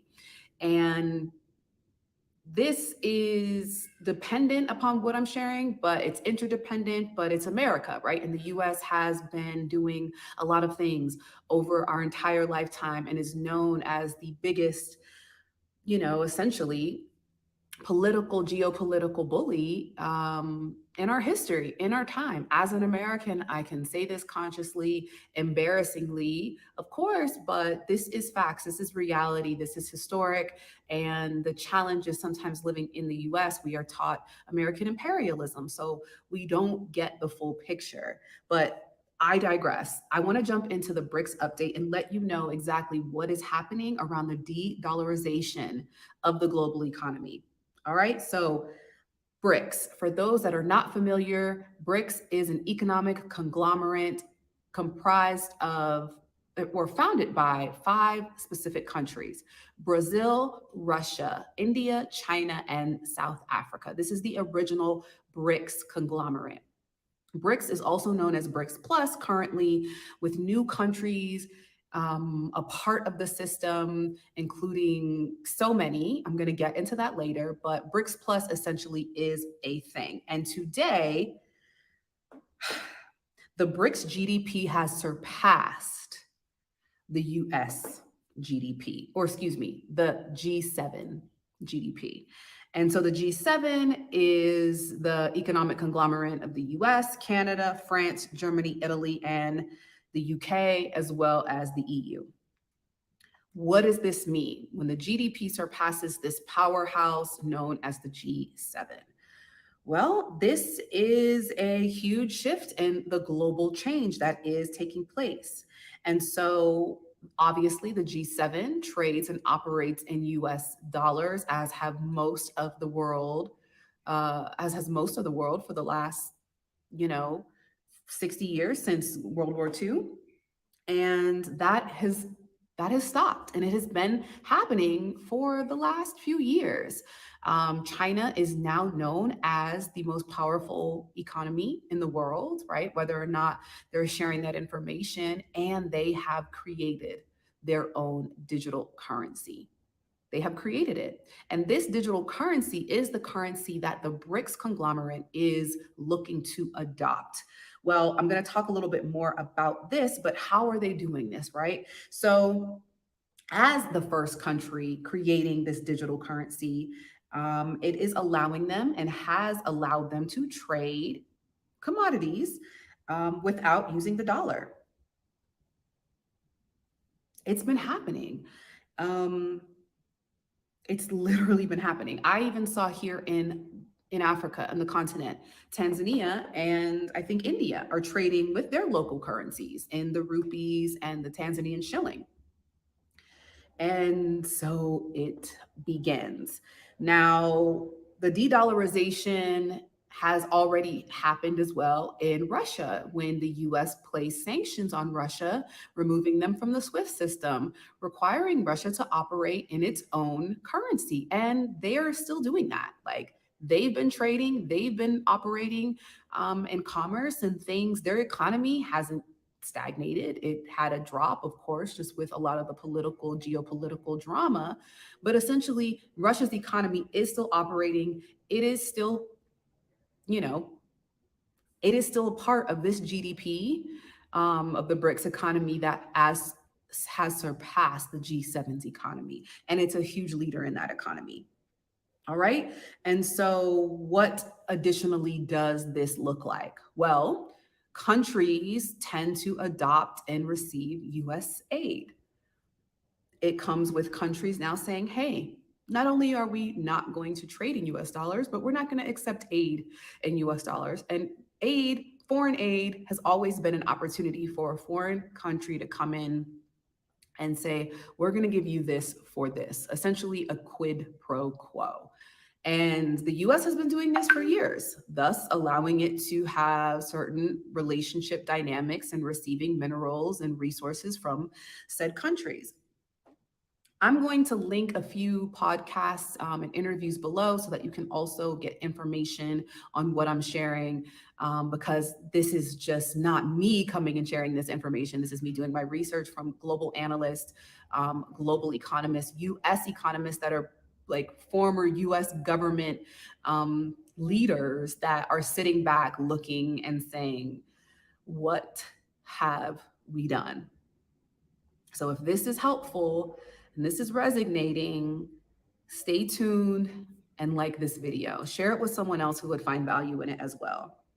So now let's talk about these new countries with interest, right? So one of the biggest news breakers a couple of weeks ago was that Mexico was showing interest in joining the BRICS conglomerate, the BRICS alliance. Mexico is considering breaking their CUMA agreement, which is the Canada-USA-Mexico agreement, because of the decline in diplomatic trust between the US and Mexico. If you're in the US, I'm sure you feel this tension, and the tension that has been happening over the wall, over the borders, over the separation of children and family, over for the media frenzy, the conspiracy theories, the chaos that has been happening between the US and Mexico over the last few years. And Mexico has expressed a huge interest. Other countries looking at the BRICS conglomerate include Jamaica, Costa Rica, El Salvador, Guatemala, Honduras, Panama, Bolivia, Chile, Cuba, Ecuador, Peru, Uruguay, Venezuela, Mongolia, Pakistan, Uzbekistan, Sri Lanka, and the list goes on and on and on and on. The countries that are expressing interest, this is huge, right? Because these are countries that express interest. And while there is a full process and onboarding that happens for countries to actually express interest, apply, and be onboarded, the list is growing. And the countries that are in that process are doing so. Why? Because they have valuable resources and minerals, specifically commodities that can be contributed into this global economic system and monitored through a ledger that creates a level of transparency and global integration, global support, also known as the blockchain. All right. So, their structural changes are essentially desirable now, right? Nobody wants to work with the central banking system of the United States of America. They see our American dollar as paper mache, like fake money. It no longer is backed by a commodity that is of value. America no longer produces goods of value. And essentially, we're asking countries with the most resources to use our money while we put sanctions and we bully people who don't do what we want to do, thus what we've always done. And so countries that have these high value commodities like gas, oil, gold, even crops, high value crops, are essentially saying we're going to trade in our local currency. Saudi Arabia was one of the main people that had an interest. Oh, and I didn't even mention that I've also heard that Nigeria had an interest, one of the biggest oil producers on the continent. And so this is getting really, really, really interesting. It's getting really interesting. And so let's get into what this means for the US. All right. I also want to say that the new development bank is kind of the structure, right? So going from the central banking system, the SWIFT banking system, the new development bank is essentially the banking system that is creating a global activity of developing the world, right? With this shared commodity, shared interest of globalization. And it seems to just be a group of people who have shared interest in doing business globally, but they don't want to deal with the intermediaries and the bullying tactics that we have carried as Americans our entire independence. And there's actually one here in South Africa, in Sandton, South Africa, a new development bank. So I do a little bit more research on that and stay tuned for a video to follow. But let's get into what this means for people in the US and what this means for people that hold majority or all of their assets in US dollars. First, want to say diversify. Now, hopefully this means humility, right? Hopefully this means humility because the US dollar is no longer going to be as valuable as it has been. And the US needs to figure out a strategic plan to get along with the get on. Get along with the get along, as my grandfather would say. Because it's not looking good. The US is in over $3.1 trillion of debt on its own. This is the paper money that is created. Its own debt. The foreign debt is not even very clear. We don't even know those numbers. They're very elusive. But in addition to that 3.1 trillion debt, which is also the historical high debt amount for any country in the world, there's also the 38 trillion of unfunded Medicare liabilities and 17 trillion of unfunded Social Security that they're talking about, moving around. Now, My thoughts are, if you live in the US and you're only operating in US dollar, you're going to continue to see commodities raise. But I'm going to tell you what a couple of different people had to say, and I'm going to link those videos below as well. So Paul Craig Roberts, he is the US economist and former US government employee that worked under a specific president. I don't want to quote him, but check him out below. And he's basically saying that, with the consistent interest rates increasing, more banks will fail. Especially regional banks, credit unions, those that are invested in these low interest bonds that are no longer worth anything with the high interest rate. If there are things that are invested in those US treasuries or bonds, those banks are going to fail. Our favorite representative, Marjorie Greene, she's always saying the wild stuff, She's got some interesting predictions over on her Twitter. So you can go and check those out if you're interested. But this is what she said, and I quote, "The US dollar will be replaced. It will plunge Americans into economic woes never seen before in our entire history. America will never recover." John Rivoli is a political analyst, and he is an American political analyst who is quoted by saying, "My country is the most destructive geopolitical actor in the world for the past 20 years. I'd say maybe a bit longer than that. No one will dispute that. From a business point of view, why would you want to invest in the US? It's a bad investment. It is a horrible bet, the United States. The United States are unrepented. The United States is hopeless. It's a hopeless case, and this rise in the global BRICS system will be great for the global economy." That's a lot, right? Well, this is what the global analysts, the US economists, and foreign economists are saying. Meanwhile, they've got Americans over there fighting over, the Green Deal and all of the things. I don't know what we're fighting about now as Americans, but we're not paying attention to what is happening from a global perspective. So I do not give financial advice. I do only share my perspective and my experience. But if you are living in America and you have all of your assets in US dollar, you could potentially fall fate to what some of these analysts and representatives have shared. How do you change that? You diversify yourself. Get your passport, explore the world while you still can, and see if there are opportunities outside of the US that are interesting to you. Investing in land, investing in commodities, investing in assets and crops, high value crops that are going to see and help you see a long-term return on your money, and just getting out of the chaos that is known as my home country, the US, the United States of America. I've got plenty of resources that I share on my website, ashleyinafrica.com. If you have an interest in moving, expanding your business abroad, check the links below. I'd love to work with you and support you on your journey. But until the next video, I'll see you soon.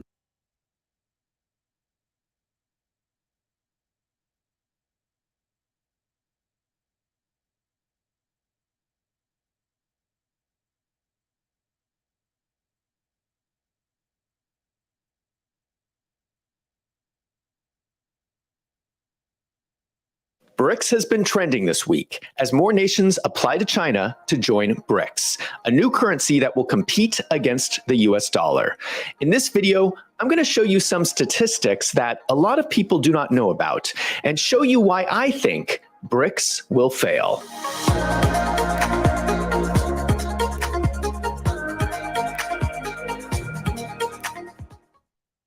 Please keep in mind that some of the claims I will make in this video are controversial.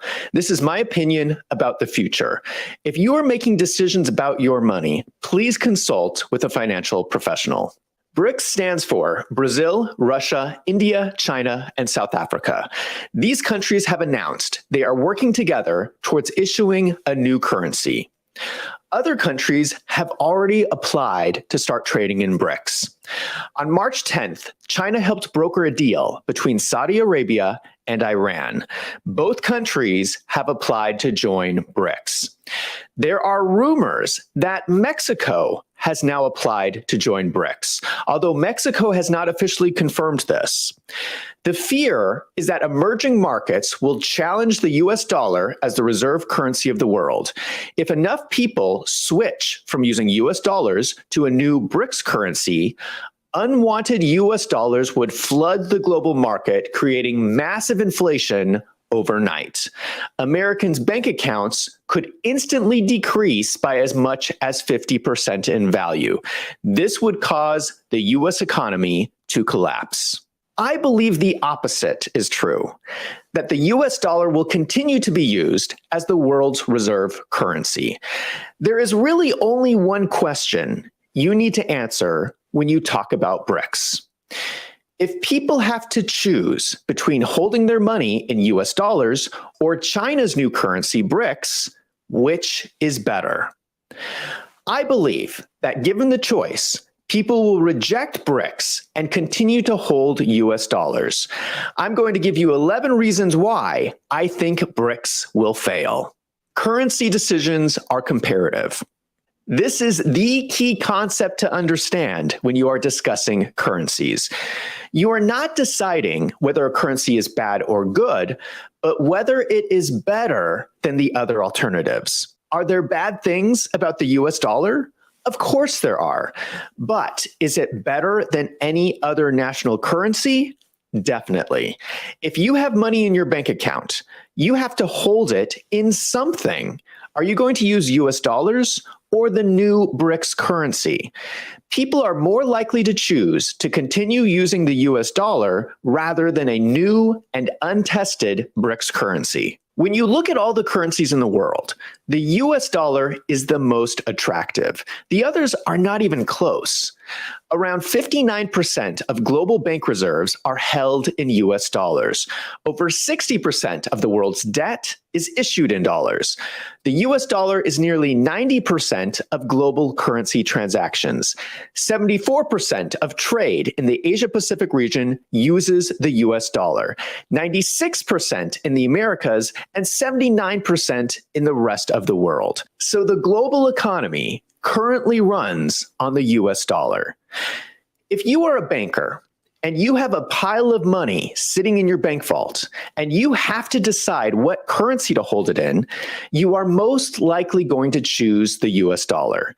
You are comparing it against the other national currencies, which are not even close to being as attractive. Floating currencies are better than commodities. One of the major complaints against the US dollar is that it is no longer backed by gold. A lot of people get angry when I talk about this, but you need to understand that there is a downside to tying your currency to a commodity like gold. The downside is that commodities fluctuate in value all the time. They are very volatile, including gold. Volatility is a disaster for currencies. You do not want your currency to fluctuate in value. Otherwise, you could experience inflation simply because the underlying commodity is fluctuating in value. That is the benefit of having a floating currency that is not tied to gold. The US dollar can then be managed by the US Federal Reserve that can set interest rates to control inflation. Now, I hear your argument that the Federal Reserve has done a horrible job of controlling inflation. I agree. We have skyrocketing inflation and the banking sector is about to collapse. The Federal Reserve should be doing a better job. But just because someone is bad at their job does not mean we should throw out the entire system. We need to fire these people and manage the Federal Reserve better. But even with all the mistakes by the Federal Reserve, the US dollar is still better than the other alternative currencies. I will give you a simple example. Imagine you gave someone a credit card and they misused it and ran up a huge balance. That does not mean that all credit cards are bad. It just means they need to make better financial decisions. That is what the US is doing. We have been running up our own credit card, and our politicians need to make better financial decisions. The US economy is big.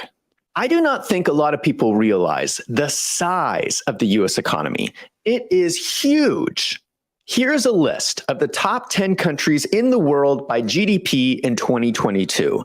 These are the official estimates from the International Monetary Fund, the IMF. The US is the largest by a lot. China is second. When people talk about BRICS, they often show this chart to show that the GDP of all the BRICS nations combined adds up to more than the US. One thing to keep in mind is that China is notorious for lying about economic statistics. This GDP information could be fake. As much as a third of China's GDP is related to real estate. And we know China's real estate market is crashing.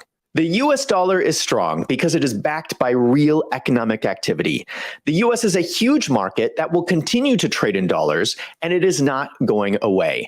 If there are financial problems, the US can always tax more or cut back on government spending. But the US as a financial system is likely to continue, which is what makes the US dollar reliable. The US Federal Reserve has a track record. You might argue with me about this, but remember that currencies are comparable. Comparing the US Federal Reserve to other banking systems throughout history, the US Federal Reserve has the best track record by a lot. No one else has done it better. That gives them a lot of credibility. The US has faced a lot of economic boom and bust cycles, and the Federal Reserve has managed the currency through all of them. Now, you may not like the Fed. I understand. I get angry at them too. I think they make bad decisions too. But you must admit that when compared against history, they have performed better than past alternatives. The euro failed. You need to remember that someone has already tried to compete against the US dollar, the euro, and it failed to challenge the US dollar. The idea behind the euro is that if all the European countries got together, their GDP would be big enough to compete against the US. So this is a very good case study to look at when we think about BRICS, because it was already tried before. The euro today only accounts for 20% of the world's reserve currency. The main problem faced by the euro is simply that it is difficult to coordinate between different countries with different priorities. You have Germany that wants one thing and Greece who wants something completely different. So it becomes very difficult to set financial policy across all these different countries. When you're a banker, deciding what currency to hold your money in, you're going to look at all the struggle between these countries and decide that the US dollar is more attractive. BRICS nations hate each other. The BRICS nations are even more different than the Euro countries. In fact, some of the countries hate each other. India and China are constantly fighting on their border. I talked about Saudi Arabia and Iran earlier applying to join BRICS. They also hate each other. It's very hard to manage a currency in the best of situations, but especially when you hate each other. So what is likely going to happen is the first time that one country thinks they're being taken advantage of, conflict is going to break out. This is not going to be a stable situation that you want for a currency. The US has more gold. The US dollar is not backed by gold anymore, but gold does provide confidence and indicates the stability of the financial system. The US has a lot of gold. In fact, a lot more than any other nation. According to the gold holdings as of December 2022, the US is number one with 8,133.5 metric tons. China is number 6 with 1,948.3 metric tons. So worst case scenario, if the US dollar did run into trouble, they could always return to a gold standard if they had to. The US military is strong. Military force is related to currencies. If other countries decide not to follow their agreements, you will have the military force necessary to make them follow their agreements. The US and China actually have very similar sized militaries, with each country having their own advantages. China has more soldiers, but the US has more equipment. The biggest difference between the US and China in terms of military is that in America, we have the right to bear arms. So US citizens have a lot of guns. The US has roughly 5% of the world's population and 42% of civilian gun ownership. Whatever your opinions on gun control, this is good for the military because it means that the US is very difficult to invade. China, on the other hand, has some of the strongest gun restrictions in the world. Only the communist government has guns. This makes China much easier to invade than the US. This makes US currency more attractive because the country is able to defend itself. China has a bad reputation. China has a horrible track record of managing their own currency. I cannot stress this enough.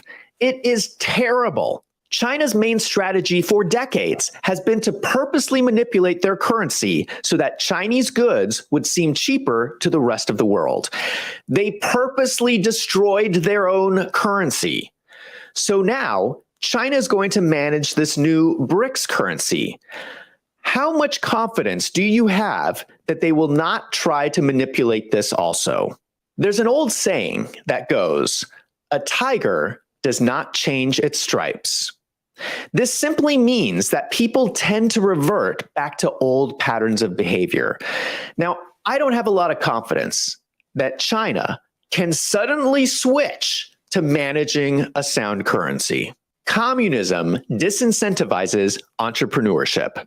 If you are deciding to hold US dollars versus this new BRICS currency, you are really deciding between communism and capitalism.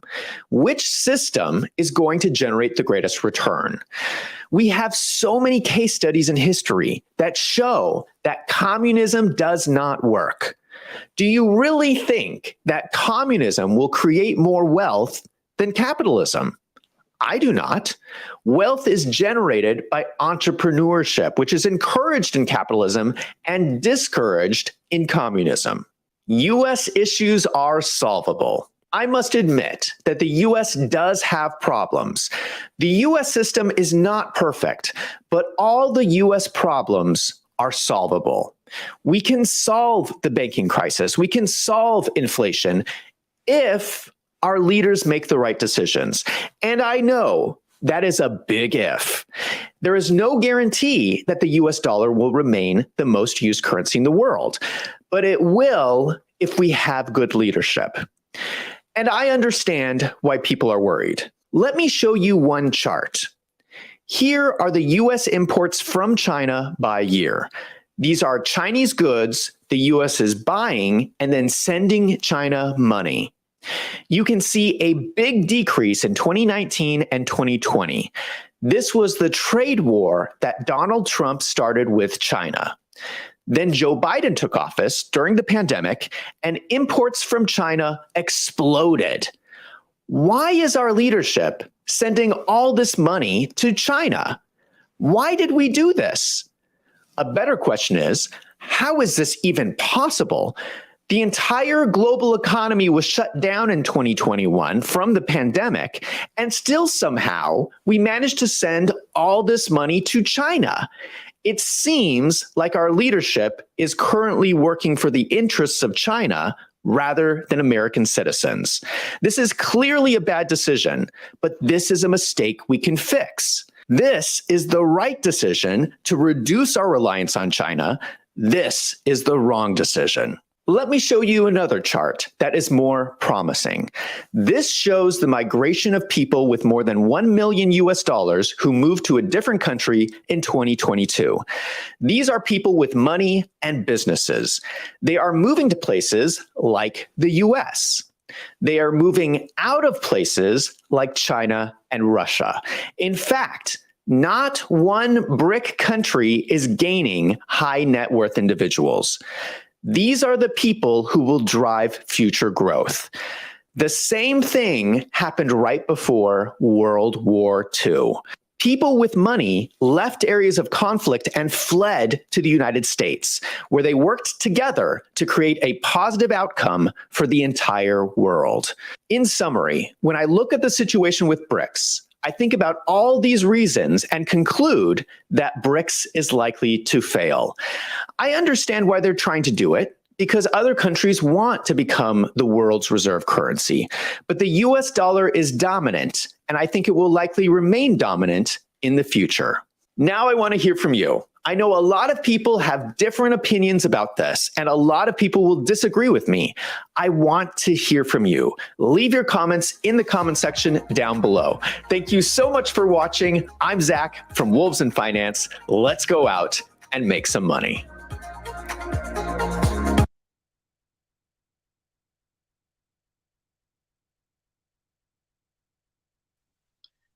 I got a question for y'all, family. Looking at the day and age of right now, would you stay in America if you had the option, or would you move to another country?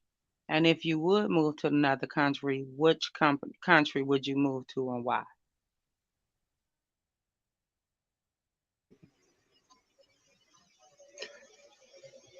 I'd be over in Africa on the water with my own property and stuff. All right now, Mr. Bass, I hear you. I don't blame you. Yeah, 'cause they look at us like we ain't nothing now, 'cause our money has gone down. Wow. Wow. Yeah, either Africa or somewhere along the equator. Mm-hmm. I get it. I get it. All this bullying and crap, and you have diminished the dollar. Wow. The country.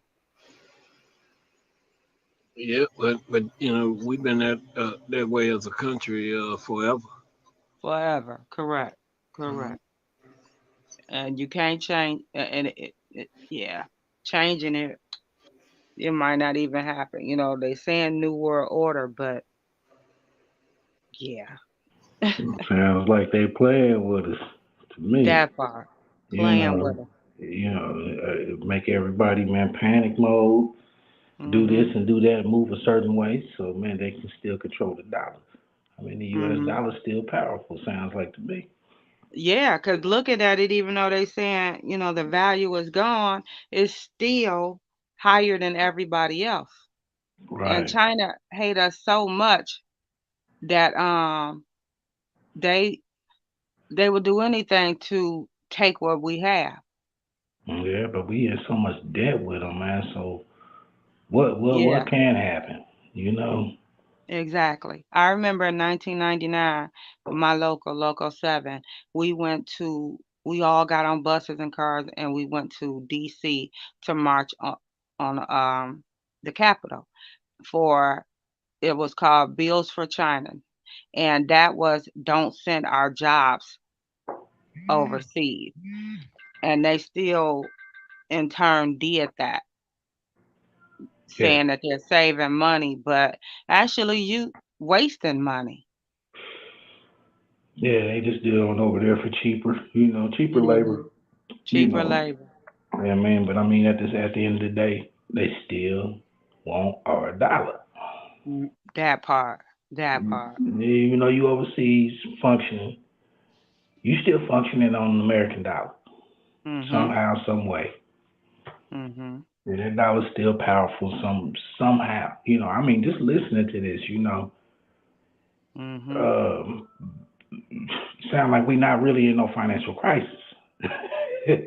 Yeah, it sounds bigger than they're making it to be bigger than what it is. Right. Listen to that one guy that had them sheep on there, I was just like, he made a lot of sense. He did. And he's not even an old guy. He look old, but he's young enough to understand what's been going on. And it's sad that, you know, you get older, you start to understand these things. Yeah. Whereas if you was younger, you know, I mean, this young generation has a chance to make it right. And I don't know if they will.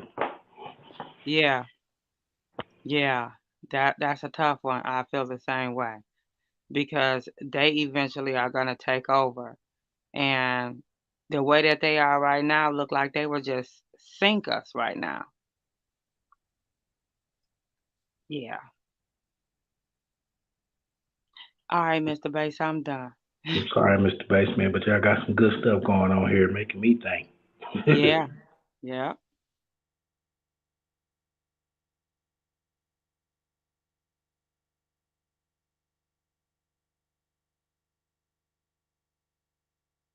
I am going to establish a government market for gold at prices to be determined from time to time.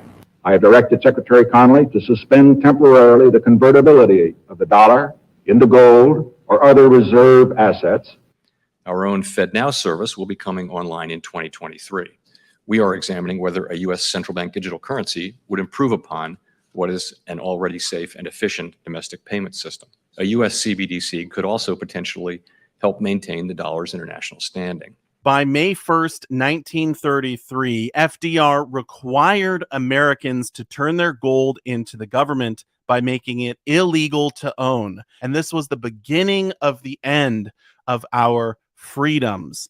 Nixon took the U.S. off the gold standard on August 15th, 1971. At this point, the dollar became a fiat currency, and once again, our freedoms were eroded away. One of my favorite Thomas Jefferson quotes, "Paper is poverty. It is only the ghost of money and not money itself." And just yesterday, March 15th, 2023, the Federal Reserve announced a July launch for the FedNow service. And check this out. The first week of April, the Federal Reserve will begin the formal certification of participants for launch of the service. So that means we're just a couple of weeks away from the end game. We're in the end game now. If you're not familiar with what the FedNow service is, that's what I want to go over in this video. It is essentially the infrastructure for a central bank digital currency, which will mean we no longer have any more freedoms. All of our freedoms will be completely gone because the government will be able to control one side of every transaction that takes place. So they will be able to control everything. We will no longer be free. This is complete totalitarian control, and it starts in a couple of weeks. Thank you so much for watching my video. I do sincerely appreciate it. We're going to start here with the federalreserve.gov press release. This came out just yesterday, so it is breaking news. However, the FedNow service has been talked about for a number of months, and we've not known until now when they were actually going to be launching this program. But essentially, this is going to be a way for people to bank directly with the Fed, as the name implies, FedNow service, and be able to send and receive money instantly. So what I actually want to do is scroll down to the About the FedNow service, and we're going to read this paragraph here. So it starts off, the Federal Reserve banks are developing the FedNow service to facilitate nationwide reach of instant payment services by financial institutions, regardless of size or geographic location, around the clock, every day of the year. Through financial institutions participating in the FedNow service, businesses and individuals will be able to send and receive instant payments at any time of day, and recipients will have full access to funds immediately, giving them greater flexibility to manage their money and make time-sensitive payments. Access will be provided through the Federal Reserve's FedLine network, which serves more than 10,000 financial institutions directly or through their agents. For more information, visit FedNowExplorer.org. So basically, this is going to be new bank account that people can sign up for. I kind of like to think of it as the PayPal that the government is sponsoring, right? And this in itself is not a central bank digital currency. However, for a central bank digital currency to work, something like this is going to need to be in place. So this is the infrastructure for CBDC. So they're building the railroad tracks. Once those are in place, then they can run the train on the tracks. So the CBDC will be the train. The FedNow service is what the train will run on. Now, the Federal Reserve is not just going to come out and say, look, your freedom is gone. We're here. We're taking over. You had a good run, but now we are in control. They're not going to say that. They're going to do this in layers, right? And this is the first layer. It's the first step for them being able to take over and get complete control. So with this being launched in just a few weeks, with them starting to sign people on, this is where they get all of the control. This is where they eventually phase out cash, and they're going to force everyone to sign up for this service. So when it launches, I'm not going to sign up for it. You're probably not going to sign up for it. Most people are not going to want to participate in this pilot program. Most people are going to see through what they're trying to do. However, some people will sign up for it. They're not going to understand because the Fed has come out and said, look, this is not dangerous. This is so that you can send money faster. They're trying to paint it in a good light, but we know what they're really doing. There's obviously something nefarious here. People will use this program, and eventually they can force everyone to use it. It's as simple as saying you cannot get your tax return unless you have a FedNow account. You can't get your Social Security checks. They're going to force all government officials to be paid through the FedNow service, all of the military to be paid through the FedNow service. So they're going to do it in steps, but eventually they can force everyone to sign up for this. And then it's basically over at that point. Now we're all banking with the Fed. I want to briefly cover some more news that dropped yesterday regarding FedNow, and that is Tacit to facilitate FedNow payments, or we can just call it what it is here. In the U.S., blockchain operator Tacit has announced that it will provide access to the Federal Reserve's FedNow payment system, which is expected to launch as a pilot project later in 2023. Tacit will serve as a business-to-business on-ramp for FedNow through a client-facing application program interface, or API. Both the company's interbank and intrabank services will provide FedNow access. So one thing I wanted to say about this is, even though Tacit is a blockchain operator, they're just providing the on and off ramps to the FedNow system. They're not actually running the system, at least I don't believe they are. In addition, the FedNow system is not in itself a true blockchain, although it may use that technology, because a true blockchain should be decentralized. That was kind of the whole point of blockchain technology to begin with. And how can you get more centralized than literally banking with the Fed? So I wanted to mention that, as well as down here, check this out. Tacit has signed on 6 banks to participate in the trial, but those plans will need to be adjusted, as one of the banks was Signature Bank, which was recently taken over by the government. As we know, that bank failed a few days ago. And so, yeah, they're going to have to figure out how to work around that. In the last part of the article here, while the Federal Reserve is moving forward with its FedNow development, there are also pilot programs currently underway testing the feasibility of creating a digital dollar, which could potentially be issued directly to U.S. residents by the Fed through the FedNow system if they opt to integrate it with blockchain technology. So there you go. I mean, that's basically hook, line, and sinker.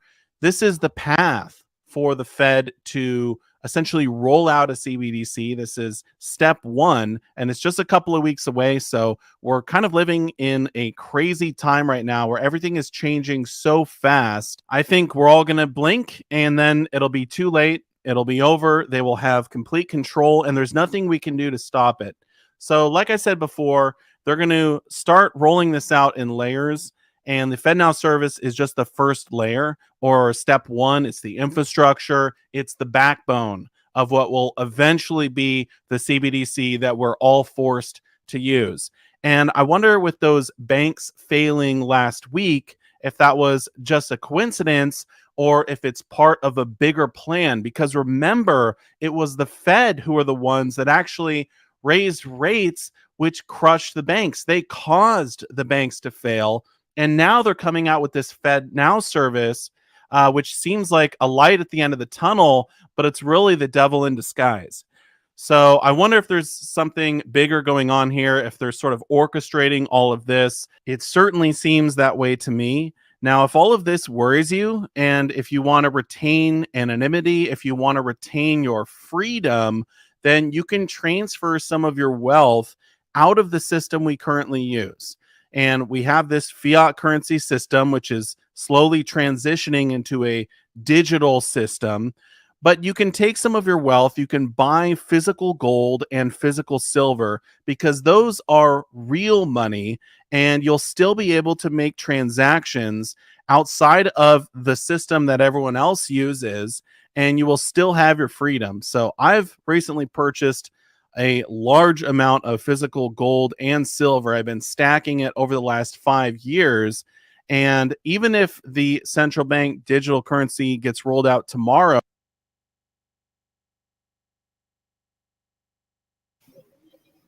Okay. Now, Mr. Bass, you see how they breaking it down far as the FedNow lunch. So, family, if you all are watching this, indeed, please pay it attention, right? Because see what they doing is the central banking system. Okay. There you go. See, with the central banking system, what they are doing is they are actually getting rid of the dollar, and they are putting us in a currency system. However, it's like this. Say, for instance, like how I have control of my money now. Like, I take certain amount of money from the bank. I don't let it sit. I take certain amount of money from the bank. I leave certain amount in separate banks, and I pull the rest of it out, and I place it in my safes, right? So with that being said, no more money that is within my safe, allegedly, moving forward, as of whenever they do this, will no longer be of a use. But however, it's a blessing. Listen, y'all, what they mean for our bad is really for our good, because in all actuality, it's pretty much going to go back to the way that God really wants his earth to operate. But however, they want to be attached to it. How they're trying to do is, see, it's best that we trade, because that's what they were doing in the biblical days. Like, if I got this and you don't have it, we trade off and, do stuff like that. So that is actually good. It actually will bring love back, because like said, money is the root of evilness, and man will do anything for that dollar. But however, in their aspect, they are trying to take away the dollar and allow all of us, everybody, to be on a system. Therefore, if you don't comply or do whatever they say do, then they're gonna cut your little CBD, your little card, or whatever the hell I don't know, this B system, whatever they got going on with it. They're gonna cut it off, so you don't have access to purchase this. Or we are here, y'all. Like, this is what the word of God stated. You know what I'm saying? So the word of God states that you would not be able to buy, sell, trade, or do nothing. This is what it is right here, y'all. Look at it. I just explained to y'all. If y'all sit up there and don't do something, they say the government said that you shall do it, and what you won't do, and when you don't do it, guess what? They're gonna cut that cord off. You can't go get you no gas. You can't feed your child. You can't do these things if you don't do according to act accordingly. What the hell they do this at, y'all? Listen, I told y'all we are here. We are here, y'all. And God told me this. When was that? He told me that when I was talking to him. It's been a minute, y'all, but when I talked to him and I asked him in pertaining to that venom, he said it's a system. He said that it's a system and there's levels to it. And here we are, y'all. We there. We are like so there, y'all. But Lillian, Mr. Bass, like what y'all think about this? This shit is so like really the people just really letting the government have control over them so much to the point where they sit back and just let the government. I know it's a prophecy. They It's throw us in slavery. They throw us back in slavery. And then what they're going to do is use all broadcasting systems to tell people which plantation they need to report to. They got me fucked up. Man, listen, I keep trying to I'm not doing it without a fight. I'm going to go. Listen, Lillian, I'm going to take, nope, Lillian, I'm going to take, girl, listen. Girl, you know I want to put that listen here, that 223, baby, listen here, that 22, that 45, that 40 caliber, listen, I want to put Kimberly on the use, you understand me? Because, baby, when I sling that iron, I sling that iron. But guess what? You know what Birdman said? That would be just like when Peter didn't want Jesus to be crucified. And when Jesus told Peter to get thee behind thee, Satan, he was meaning at that moment because Peter was trying to stop what God had ordained to already happen. Peter didn't want it to happen.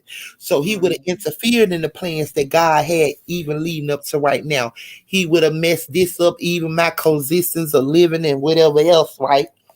Girl Lillian, Birdman said, Mama, you will be defeating the purpose. He said, because the word of God says that you will be persecuted for my name's sake. So we know that that day will come in America, right? He said, Mama, so how? He said, I want to too. He said, but what you must realize is you cannot fight back.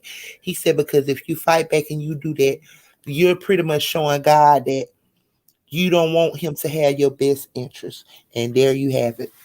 Wow, that's deep. That's how Birdman broke it down to me. And you know something else? I mean, that's true because True. believe it or not, if you think about it, there's going to be a lot of people that fight against this.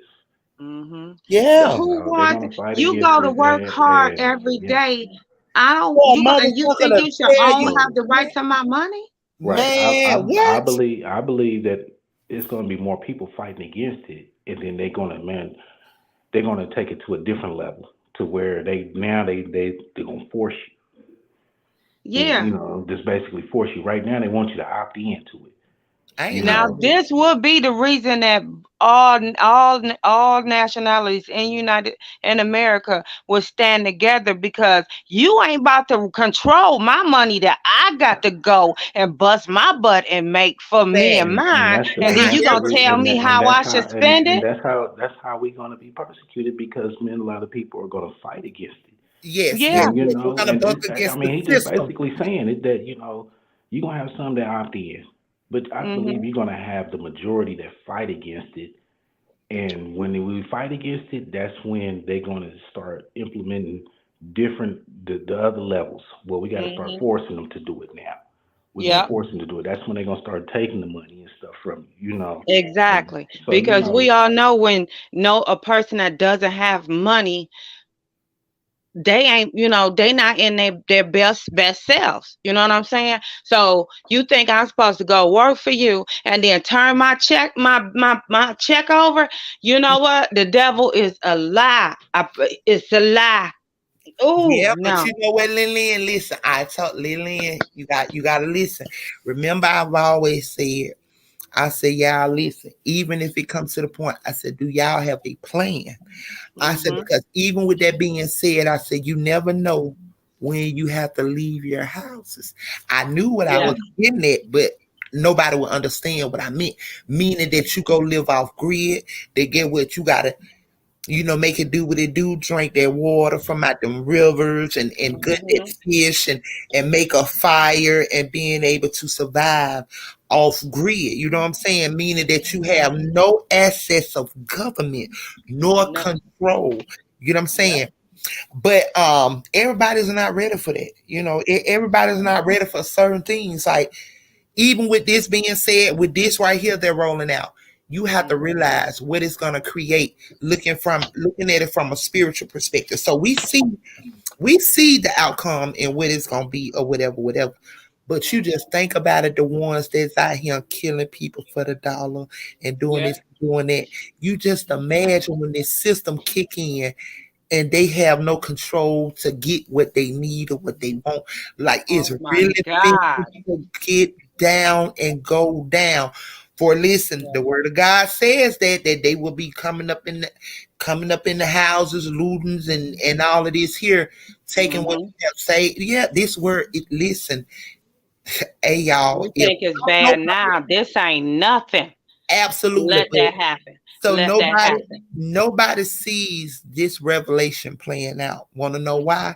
It's because they distracted by so much, and also a lot of them see it and just don't want to believe it. Don't want to see it. Hope that it don't come true. There you go. You know. Hey, you know what's even worse about it? You're gonna have to turn against your own family. Hey, Come on now. You said what you said. You said hold on. Let me run it back to Milster. Now y'all see why I be saying, Milster, here we go again, Lillian. Remember when I said about the emotions? We finna talk about these emotions tonight. We finna talk about this saving or trying to save people that don't want to be saved, ain't trying to be saved, and don't listen here. We ain't Captain Saving no hoes. Listen here. That goes to show you when I say talking about emotions, I said because listen here. If God tell you to do something and then you can't, we moving in an era where we're not gonna be able to trust nothing. You understand me? As Mr. just said. So how is it that one can get you to do something or anything of that nature and you turn against what's right for what's wrong because of your emotions are feeling some type of way, thinking that you can save. Everybody don't want to be saved. Everybody don't want to listen here. Everybody don't want to fight the good fight because for one, they don't want to let go of this world. Okay, that's for one. Okay, for two, listen here. Satan running to and fro devouring. He's running to and fro devouring, meaning you never know who he gonna jump in. You never know who he gonna jump in that don't want to let go that system, that be smart. Like you don't know. So guess what? Would they come in to set your ass up and have you killed? Yeah, you know. Mother may have to turn away from daughter, sons away from father, and everything. I mean, yeah. Because I mean, you know, a lot of your family now, man. You know, they, you know, I done said, I done talked about a lot of things to my family that we done discussed. You know, I only have a few that actually pay attention, and that's my oldest son and my niece. Yeah, they was coming to me with, you know, hey, look, hey, Pops, check this out. You know, and at first I was naive. I'm like, man, hey, I'm gonna keep this shit real and I'm gonna say it from experience, Milster, and I'm gonna let you keep on rolling on that. Yeah. I'm gonna say this and I'm gonna keep it real and I'm gonna go on mute and listen.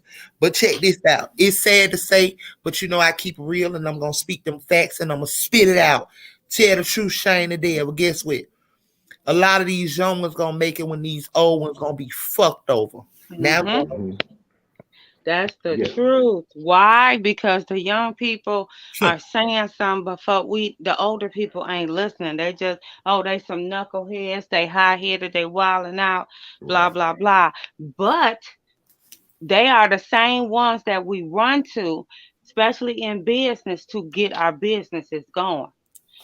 Everybody that's in business have had a conversation with a younger person just to see, because if you want to be relevant, you got to be able to get to the young people. Yep, you gotta like say you try to get to the babies because they impressionable. Yes, you got to be in loop. Guess what my daughter told me? Y'all know I'm on TikTok, right? I could say, okay, Mama, I see you kind of getting the hang of TikTok. She said, but you could tell you old. I said, huh? Ooh, I bet that almost set you on fire. No. I said, girl, honey, who old? She said, Mama, don't take offense to it. She said, but how you're operating TikTok is not what nobody's doing on TikTok. You can tell the old, listen, she said you can tell the older people from the younger people when it comes to TikTok because it's a certain way they talk. They tick and they talk. And I don't fit in that trend. I don't know. It just say, and I went to tell her, I said, well, baby, I don't know. I said, honey, I hit on there. It say use sound. I go in there, I pull up a picture and boom, boom, boom. And it say use sound. And I push the share, whatever. And that's how she said, nope, all wrong. I said, okay then. Right, so what's right then? Girl, she started saying something. I said, well, girl, we'll figure it out later. I wasn't even finna go through it because, listen, I don't be on there like that. But I understand what you're saying, though. Thing. I know what you're saying, though. But I get what she's saying, too. I tell my son this. I said, man, don't sleep on Pops, though. I said, because, man, what you out here neglect to even understand and learn, I'm learning. I said, man, I said, my mind never sleeps, man. I said, my mind is currently active. It's because your mind is open to receive, mister. Listen. That part. Say it one more time, boss lady. It's the difference, mister, when your mind is open to receive. But however, and then not only that, like, however, if you're seeing this and you don't want to receive this, then you're going to be fucked up to get fucked on, okay? But however, if you seeing it, you receiving it, and you're acting on it too, then you have no problem. You get what I'm saying? Yeah. Right. Now, there might be some things that I don't know, but guess what? I like to read. I like there to you learn. Go. So therefore, I'm gonna figure it out. And I tell my niece and my son this all the time. I said, look, man, y'all got it at your fingertips. I said, we started it, and y'all continuing it. I said, but guess what? I'm in the same loop as you because, man, I never stop learning or wanting to learn. I said, so man, therefore, man, I said my mind is constantly going and thinking and trying to figure out other things. I said, man, I said, so then, like you said, I'm open. My mind is open to receive the different things. Now, some of it ain't always good, some of it ain't always bad. But man, the whole point is that, man, okay, now I know how to decipher. But remember, I told y'all that. God had showed me that it was going to be a shift, that the older was going to have to listen to the church. Listen, hold on. Boom. Here it is, y'all. Y'all see this FedNow system. Now, let me tell y'all some real shit. Okay, for example, this FedNow system we looking at. A lot of these children already been off into it for years. Bitcoin trading and currencies. These children been doing that. Y'all know this is what my daughter fiance does. He moved. Pretty much it's called hiding fucking money. That's what they doing. So I'm just saying, like, it's these younger children that's off into this right here. It's more younger people off into it than older people. So I told you how we was finna move into an era where the adults was gonna have to listen to the kids. Remember I said that? Because older people are leery, we like, even with the internet and all of that, older people, I don't want nobody in my business like that. It's not so much of the older people. I don't want nobody steal my money. No, I'm saying, I know it's not, but I'm just saying this is how a lot of older people were saying they didn't want to adapt. They didn't want to adapt to the computer generation. It took them a while. Really, they was forced because everything started being shown as you either do it online or you can't do it at all. So they're forced to do it. But you know something, Lynn? I was just listening. I've been investing in crypto, blockchains, and everything. Yeah, blockchain, crypto. Yeah. I learned about it, and I just kept researching on it. You just kept, looking into it. I know a little bit, but I got up out of it. Like I do, but like I still do. What that shit is, I still do the stocking and stock market. I have. We tamper with it. I play with it. I tamper with it, but it's not like I'm stuck in it. You know what I'm saying? Like, I'm gonna tell you something. I told y'all what I did when it came to this venom poison that they were pushing. I said, Lord, forgive me. And you know what I'm saying? Now, I did pull out of that. I grabbed stock in Johnson & Johnson, Pfizer, all of that. And y'all, guess what? Woo! I was loving it. Y'all remember I told y'all that. But however, I had to ask the Lord to forgive me because let me tell y'all what I said. I said, they ignorant. They went out and did what they did. They want to do what they do. Well, I guess I should get paid off for them. And I literally did invest in those things. But however, I asked the Lord to forgive me, and I did pull out of those. But however, yeah, I'm still going, especially in the healthcare market and as well as the energy. Yeah, most definitely. Yeah, you know, I got some stock in toothbrushes, toothpastes, you know, toilet paper. I mean, little crazy things, you know what I mean? Things That that you people know that you're cone, gonna always see a return on, brushes. like the healthcare facility. The Right. healthcare facility is never going anywhere. You know what I'm saying? Bob Barker. Yeah, You know, certain Bob, things. man, Bob supplied the prisons. Yeah, energy. There you go, Mister. You know, Remember they just said in one of them videos how we use too much paper. No, paper is considered poor or skid rowish. Well, I guess we all is, because the more money you make, you gonna buy more paper. You know what I'm saying? Paper towel, toilet paper. You know, that's just to name a couple things. Because look, soon as that the plan thing came through, what did everybody run out and get? Toilet paper towel and toilet paper. Yep. And I seen my little stock just ching ching ching, you know. And I was just sitting up there, you know, and what's crazy is that where I was working in that healthcare, man, my administrator came to me and was like, hey, you know, you need to put a little bit of this in here, a little bit in this, you know. I said, man, you tripping, man. He's like, look, man, Yeah, just give me put a little $300. something everywhere. Yeah, he's like, give me $300, man. I'll show you what to do with it. And I did. And it paid off. Yeah, And sometimes now it was sad now is, man, I'm gonna have to cash out a lot of this stuff, you know, real quick. But at least you can cash out. Some people don't have that option. Yeah. Come on. Listen. Yeah. Listen. Hey, I bet you some people ain't even thought about investing in shoestrings. Yeah. Because that's the things that people don't really think about. They Right, probably you think know, more I mean, bigger. you sell a lot of that. Yeah. Mouthwash. Yeah, I mean, I can go on down the list. You know, I mean, hey, it just be crazy little things that nobody be thinking of, man. That it skyrockets. You know. Yeah. And man, you know, and I invested in some crypto, man, that I didn't know nothing about, and I looked around and checked here about a month ago, and man, I was like, damn, it doesn't, you know, just happened, you know, when I got a new phone, man, I downloaded the app again, and then I checked, and I was like, well, hello, you know, Right. so God is good, you know, I'm gonna Look at move God, this, okay? Yeah. I'm gonna move this over here. It don't seem like much, but it was enough, man, from where I started putting some pennies in it. Yeah. You know, it was like, wow, you know, but I mean, also, you're right. You're right.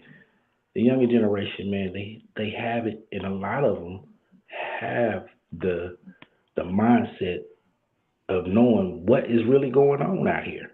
And you know, and I was surprised with my niece and my son. And you know, and at first I used to just tell them, man, y'all tripping. You know, I listened, but I didn't think it was a good move. But then I look at it now, and even my niece, she done sit here and listen to a lot of our shows, and she was like, Uncle, y'all on to something. Y'all on to something real, you know, for real, you know. And I'd be glad that she be listening, you know. I need to get her back listening. I've been trying to get her to come up and talk about what is going on in that generation. I would love to hear them. You know, I used to love to hear Birdman talk. We need to get some younger people up here to, you know, talk about it and show us how they think, how they move. You know what I'm saying? Teach some old dogs how some are they tricks. maneuvering in these days and age and time? You know what I'm saying? You know, what is your method of you know, what you are seeing out here? You know, I just, you know, and I'm, you know, deal with. I want to talk to the ones that I can't say woke, but the ones that highly conscious. Highly conscious. That's yeah, that you part. know, I mean, they might be still street, but they know some other stuff. Yeah. That they willing to speak on. That they figure people ain't listening to them anyway. So you know, why even say anything? Yeah, well, no, well, I want to listen. Tell me. Yeah. Yeah, because my nephew cousin, he's into all of that. And we, you know, he graduate this year, next month. And I was asking him, I was like, so, what are you gonna do, with your life once you graduate from high school? He's like, be a millionaire. And I said, I love that you got big dreams. He said, no. He said, I'm on my way. And I said, really? He opened his phone up and was showing me, and all I could say was, wow. I was blown away. And I know his mom, my sister cousin, teached her boys, about that and have them invested, but I didn't know to that degree. Girl, like guess what? My son-in-law, girl, listen, this little boy off into everything, girl. Listen, y'all, when I tell y'all he invested in a lot of stuff like far as Robin Hood and like the Boeing Company, how you were saying, mister, and he into the Johnson & Johnson, Amazon, Alphabet, like Service Now, like little different little stuff that he has stocks and stuff in. He teach all, listen, y'all, he didn't go to college for that main purpose. Okay? He turned down a scholarship, football, y'all. Football. And he said no. Yeah. My son used to say that. He was like, yes, he said no. Why should I go to college and then end up more in debt to be in a career or never even get a job in that? So you wasting money, but you owe out the Y2s. He said, that's stupid to me. Yeah. It's stupid to me. Thanks. He said, I could learn more off the internet than I could in the college. And I couldn't argue with him because he wasn't lying. Facts. Yeah. It's, I went, and man, that degree ain't about shit. Cause man, I ain't doing nothing in that industry. But you know what though? Absolutely. I was just gonna say that a lot of them go to school and get into debt, and when they get out, they don't be nowhere near what they went to college for. My sibling went to college for something totally different. They got her own businesses and everything that ain't got nothing to do with what she went, and got all them student loans and everything. I say this about a bit. Yeah, I couldn't even get a damn student loan. I couldn't even get a what they call it? A Pell Grant, Stafford loan, and I got my little Pell Grants and stuff, and I mean I maintain a certain grade average, not back, them the ones that actually, man, got me looking into other areas. I'm like, man, you know what, man, me and my sister said, the hell with it, we're gonna manipulate this system, get paid off of it. I'm gonna go through this bullshit, man, get this money, man, get the what they call it, they pay for the class, and man, whatever's left, man, the kickback up off of it. Yeah, I know what you're talking about. We just be taking bullshit courses just to, man, collect up off of them. I'm like, man, see, if you don't gotta pay for books and all that, the kickback from it, if you already got the book, yeah. You just find out different little ways, and man, and guess what, man, them youngsters, they didn't figure out. Well, Ben about to go back to college. He going for computer science major or some shit like that. That's what I'm talking about, shoot. And look, I'm learning coding on my own just from researching. Yeah, I learned coding working for a temp agency. And they got to teach you anywhere. They got to train you. And I learned it just like that. It was easy. Yeah, I've been knowing how to do coding. I've been coding. My mother was a coder before she retired. Hey, I've been trying to learn the medical code. Yeah, And that's what we were doing, the medical code. Look, my youngest one, man, he's learning it in school, and he's learning how to build, make his own video games, apps. They teaching the kids now. They offering it. Certain schools, you got to find them, but true. Because not all of them, man. Not every teacher can teach. Because out there where I'm at, where they had that leasing, out there in that old country part of the area where I'm at, where they had it, right? Y'all know they still have home economics, coding, and all of this in these schools. Man, that's what I'm talking about. Lisa, they took it away from our children, and listen, they took away from our kids like in inner city areas, but they placed them elsewhere, and they kept them elsewhere in other schools. I didn't know that until my daughter became a student of those type of schools. The burbs. Yep. Yeah, and this, I'm just glad that I got to meet some people that cared about the kids enough, man, to alert some parents that was interested in getting their kids a better education. They're like, look, we don't have the money to place them in certain type of schools, but we did find programs, man, that will come and show them this. So this is what we bring it to them. They give the game instead of selling it. Exactly. See, that's what I got a problem with, the ones that got the game and they trying to sell the game. Like, come on, man. Come on, like you really that selfish and hungry that you rather sell this knowledge to your people. Like, come on now. A lot of them, man, they force themselves Your to sell it gifts will make because, man, room they for you, done had to pay for it themselves. Yeah, but your gifts will make room for you, though. Listen, mister, your gifts will make room for you. Right. And I don't mind sharing what I know. All right, your gifts will make room for you. Yeah. That part. Listen, man. I need all my blessings on karma to be blessed karma. Yeah. I be trying to show, man, like the youngsters now. I got one that worked for me. I'm like, dude, you still a kid, man, but you got all this opportunity. Why is you over here slaving? Yeah. Man, what? I said, look, man, when you get to my age, guess what, man? There ain't gonna be no more opportunities. So because we got to be honest, mister. That's all America taught them, as well as we as parents taught them, that they got to work, which means working is slaving, instead of teaching them how to work with their own hands, be a jack of all trade, have all type of, things under your belt, and being able to be your own boss and working for self. Like, now we taught them to work for the same system that we work for and still work for. That's right. We got to be honest. You got to be a jack of all trades out here, because as a woman, I say I'm a time girl. I'm a girly girl, and then I have my little boy sides, but my dad wanted a boy. And so I used to get under the car and learn all kind of, help him fix cars. And he showed me things which I instilled into my son. And you have to be like that. I can't, for me, being a damsel in distress, that ain't working for me. I got to know. I'm an only child, so I'm brother and sister. So therefore, damsel in distress doesn't work in my criteria. I got to know, and I'm if I'm willing to learn, I will tell you. Teach me everything I need to know. Hey, check this out.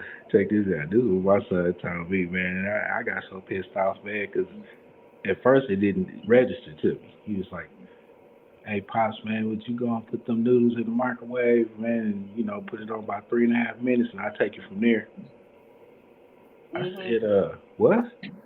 And then it just clicked in. I said, so you asked me to cook your shit for you, but, And he said, nah, I just want you to put it in the microwave. I said, so if I take it and put it in the bowl, put some water in, put it in the microwave, put it on 3 minutes, and it start, I'm cooking it for you.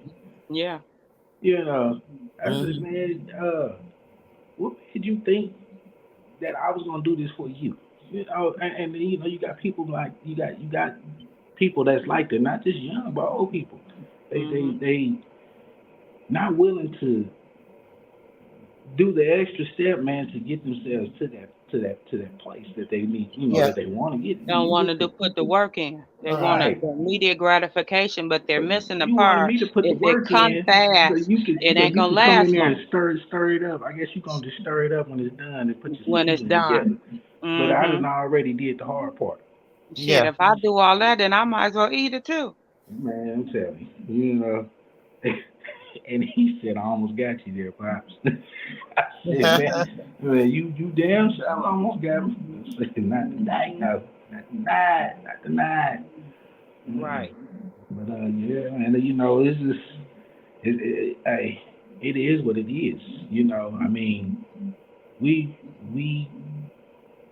been knowing that a lot of things was changing and coming, Yeah. And you know, just a That's lot why of I'm people trying to still tell not y'all, willing for to those accept who it. got a yard, y'all better get y'all some chicken. If y'all don't got a yard, y'all better get a goddamn cage and put a couple chickens in a cage like them birds. Wait a minute, you saying that? My girl in Detroit, I was just talking I'm to her so today, serious. and she, start gardening, making her herbs and spices and, Yep. greens and stuff. And she said her husband was like, baby, come here, come back here right now. She like, you know what, baby, what's the harm? She said it was a whole turkey in her backyard. Fact. And she was just like, what? I said, so the Yeah, they country is better make coming to that the bit city. comfortable can get. So when it's time to eat, Hey, you just keep feeding it, and he's gonna stick around. The turkey gonna I. stay. The turkey gonna stay around, you know, even if he's wild. But you keep feeding him something, man. He feel like that's home, just like the goose, the goose, the Look, get geese, what? whatever you want to call them, man. Facts. They're domestic. They become domesticated. Just like a nigga feed him, he ain't going nowhere. Ain't That going part nowhere. right there. That What you part cook? right there. Look, them children of mine want me to get a goat mix, so I gotta get. Oh shit. Oh Look, watch that they running wild. There, look. The children want me to get a goat, but however, y'all know goats is loud as hell and they stink. Especially that part. they scared of water. So I'm like, well, Birdman, y'all know Birdman want to go. He like, man, my goat milk and goat cheese, like we better off eat that, cause So I said, well, baby, you know they loud. Well, baby, you know they scared of water. So when it rain, they gonna be hollering. Like it's a lot that come with them goats. Yeah. And he was like, Mom, he said he gonna smoke a stock in his mouth and put a tape around it. That's like putting a mask on the goat. He said then he gonna put him in the shed. Oh my He Lord. gonna take him out. Look, he said he gonna take him out. It's because I said that when I do get it, I'm gonna do it like how I do the chicken run. Have his whole little section by itself, and then just let it come out to walk around. And I said, we ain't gotta worry about them going nowhere around the pool because they fearful of water. So we don't gotta worry about that little bit. And you know, when it rains, I said it's just a big responsibility, son, knowing that they scared of water. Then you just gonna have to put them in this yeah, they be hollering this shit. Yeah. I said, so what you do is, I said, shit, you just cover that motherfucker up in this little own little habitat, or either you can walk it and go put it over there in the shed. Put something over his eyes and put some Beats by Dre on his ears. That part.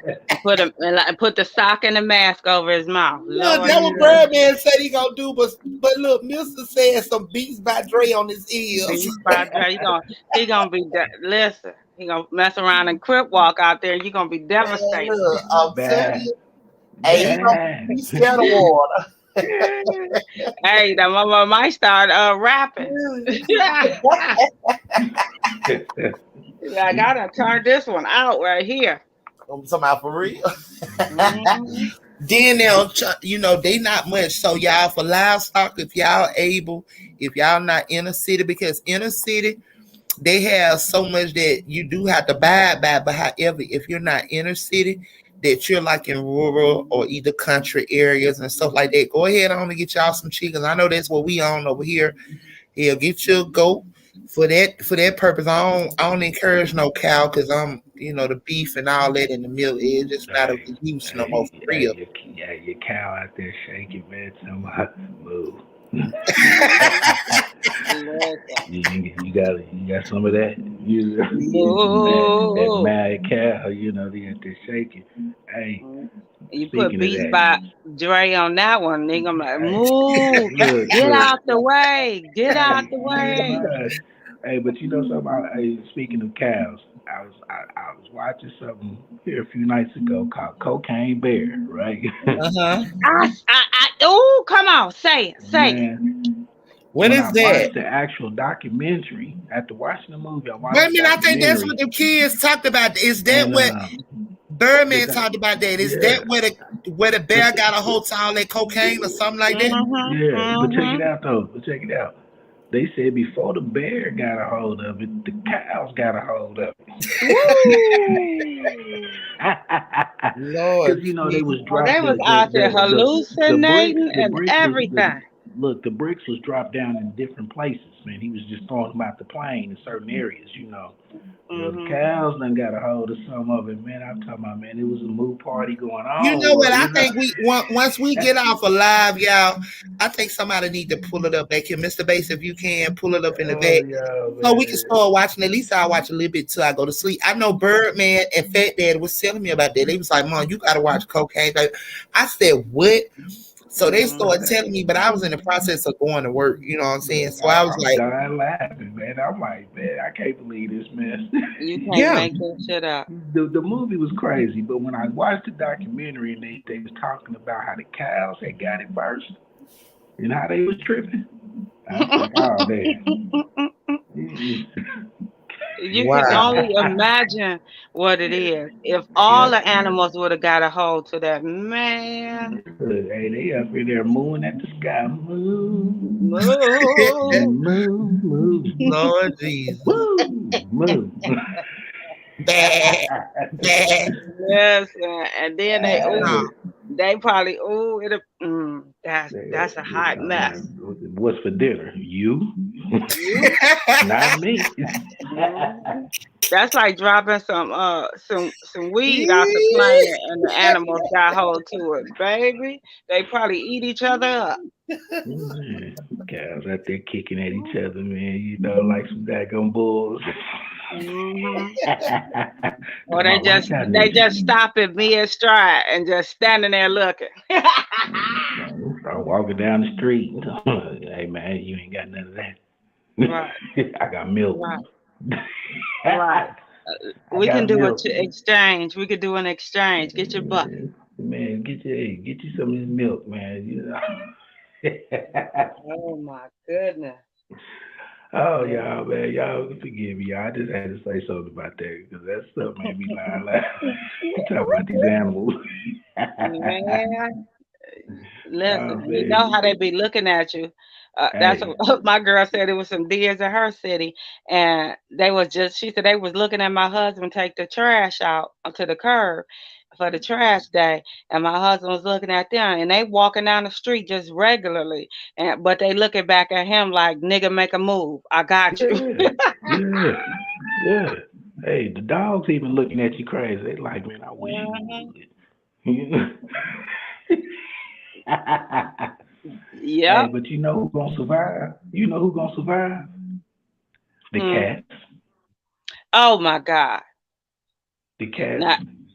Cats ain't having it. No, they not. Because the cats is moving.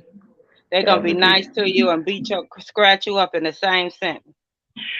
Man, you can't grab no cat, man. You gotta get it trapped, man. Who gonna try to grab a cat, man, like you try to grab a dog? Nope.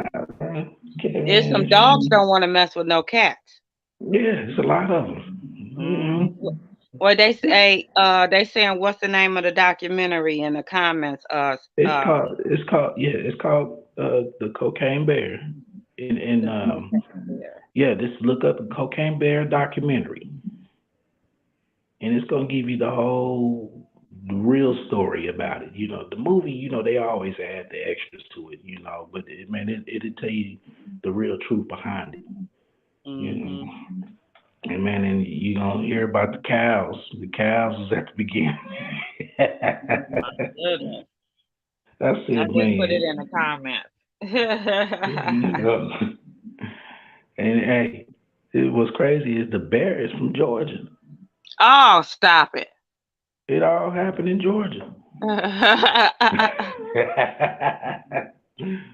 Yeah. It all happened in Georgia, man. And they done shipped the bear. They done stuffed the bear and sent him up to Tennessee or somewhere. Oh, wow. Up there, Kentucky, somewhere. It's somewhere up that way, but the actual stuff happened in Georgia, in y'all forest or something up that way. Something with a C. Start with a C. Wow. Yeah, that's. Oh my goodness.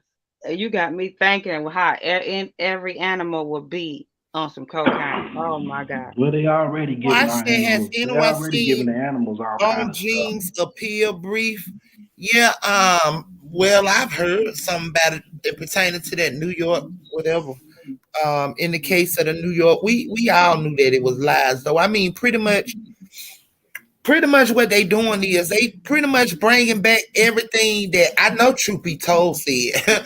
I told y'all keep on sitting up here waiting on this man. I told y'all this man from the time that they allegedly sentenced him or did whatever that they did to him. I told y'all 3 years after that. And I mean, guess what? It's going on a year since after his trial and all that, right? Mm-hmm.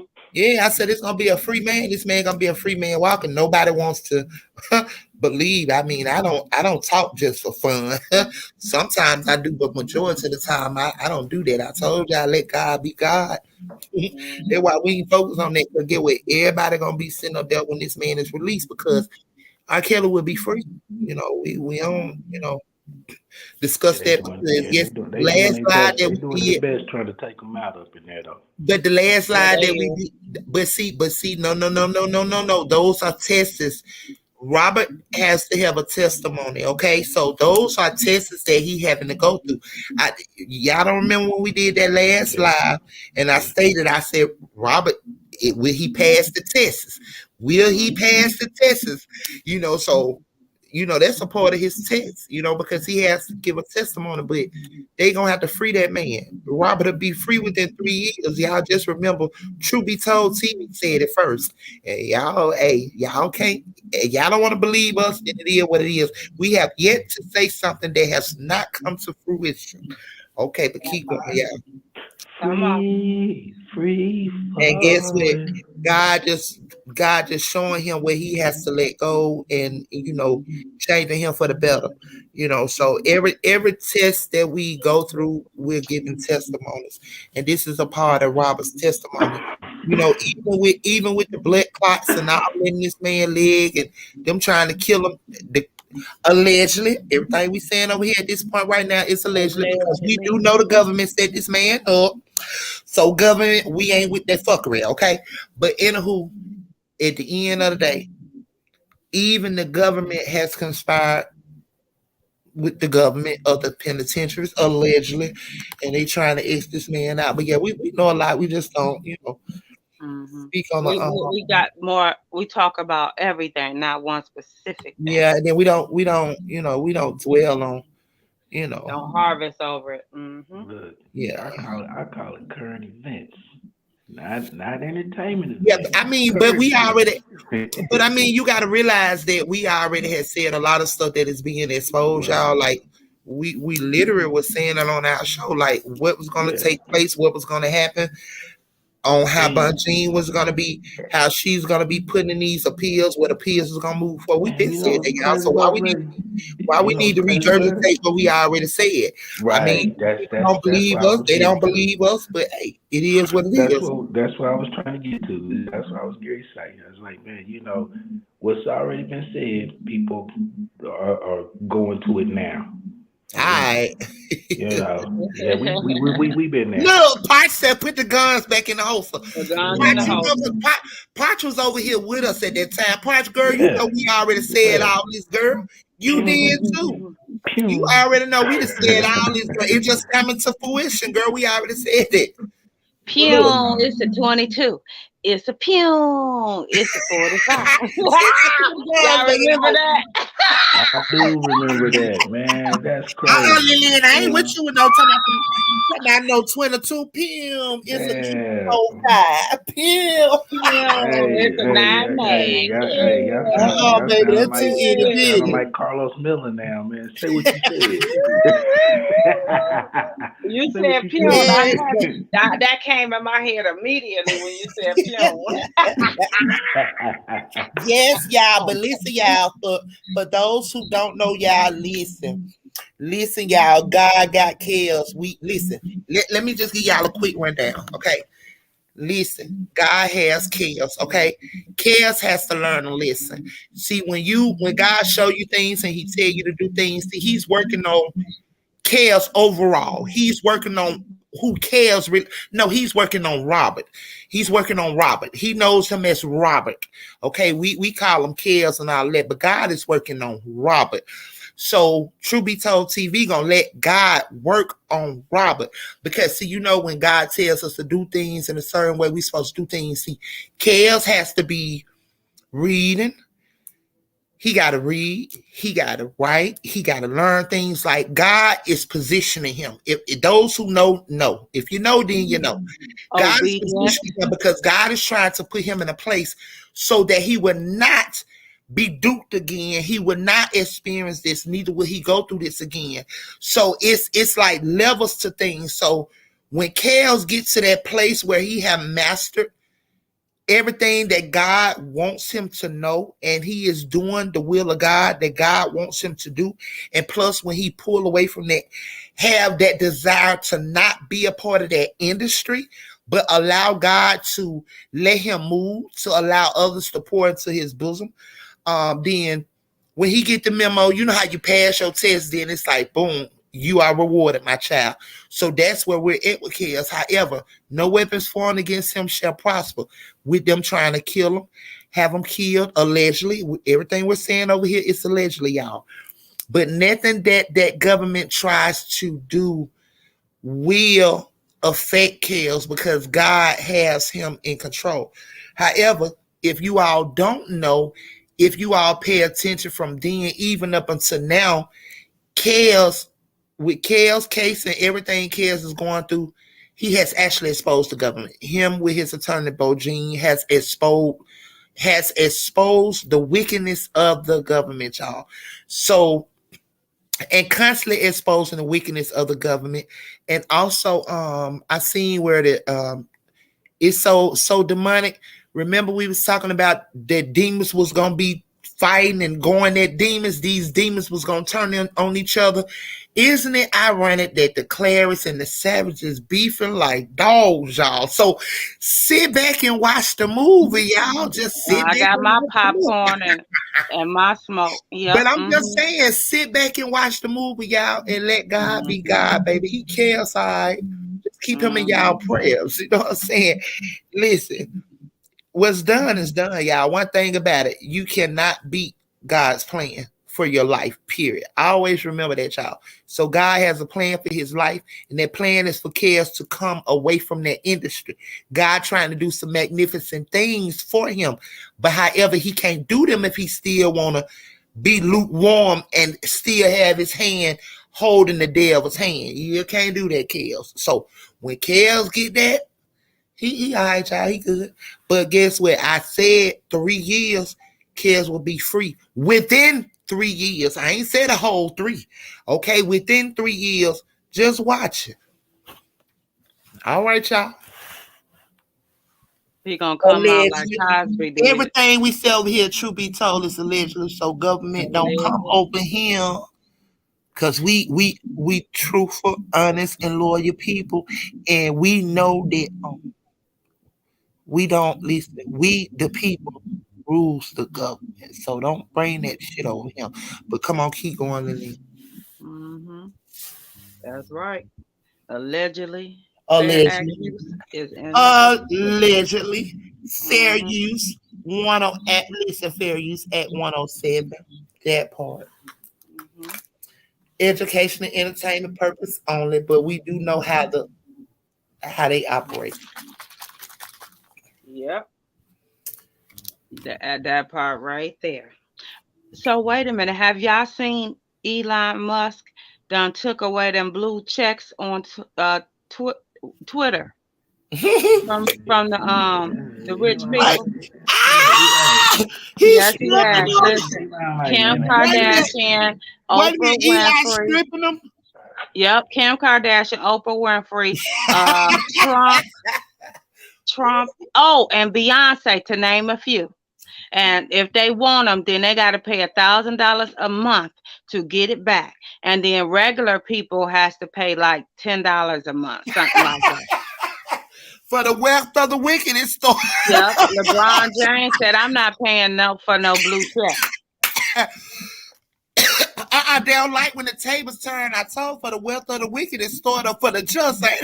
Yeah, they said they've been getting pissed off because people look at them blue checks. You know, businesses look at them. If you got a blue check, they'll work with you. Girl, wait a minute. So Elon making them look. Wait a minute. Stopping the checks.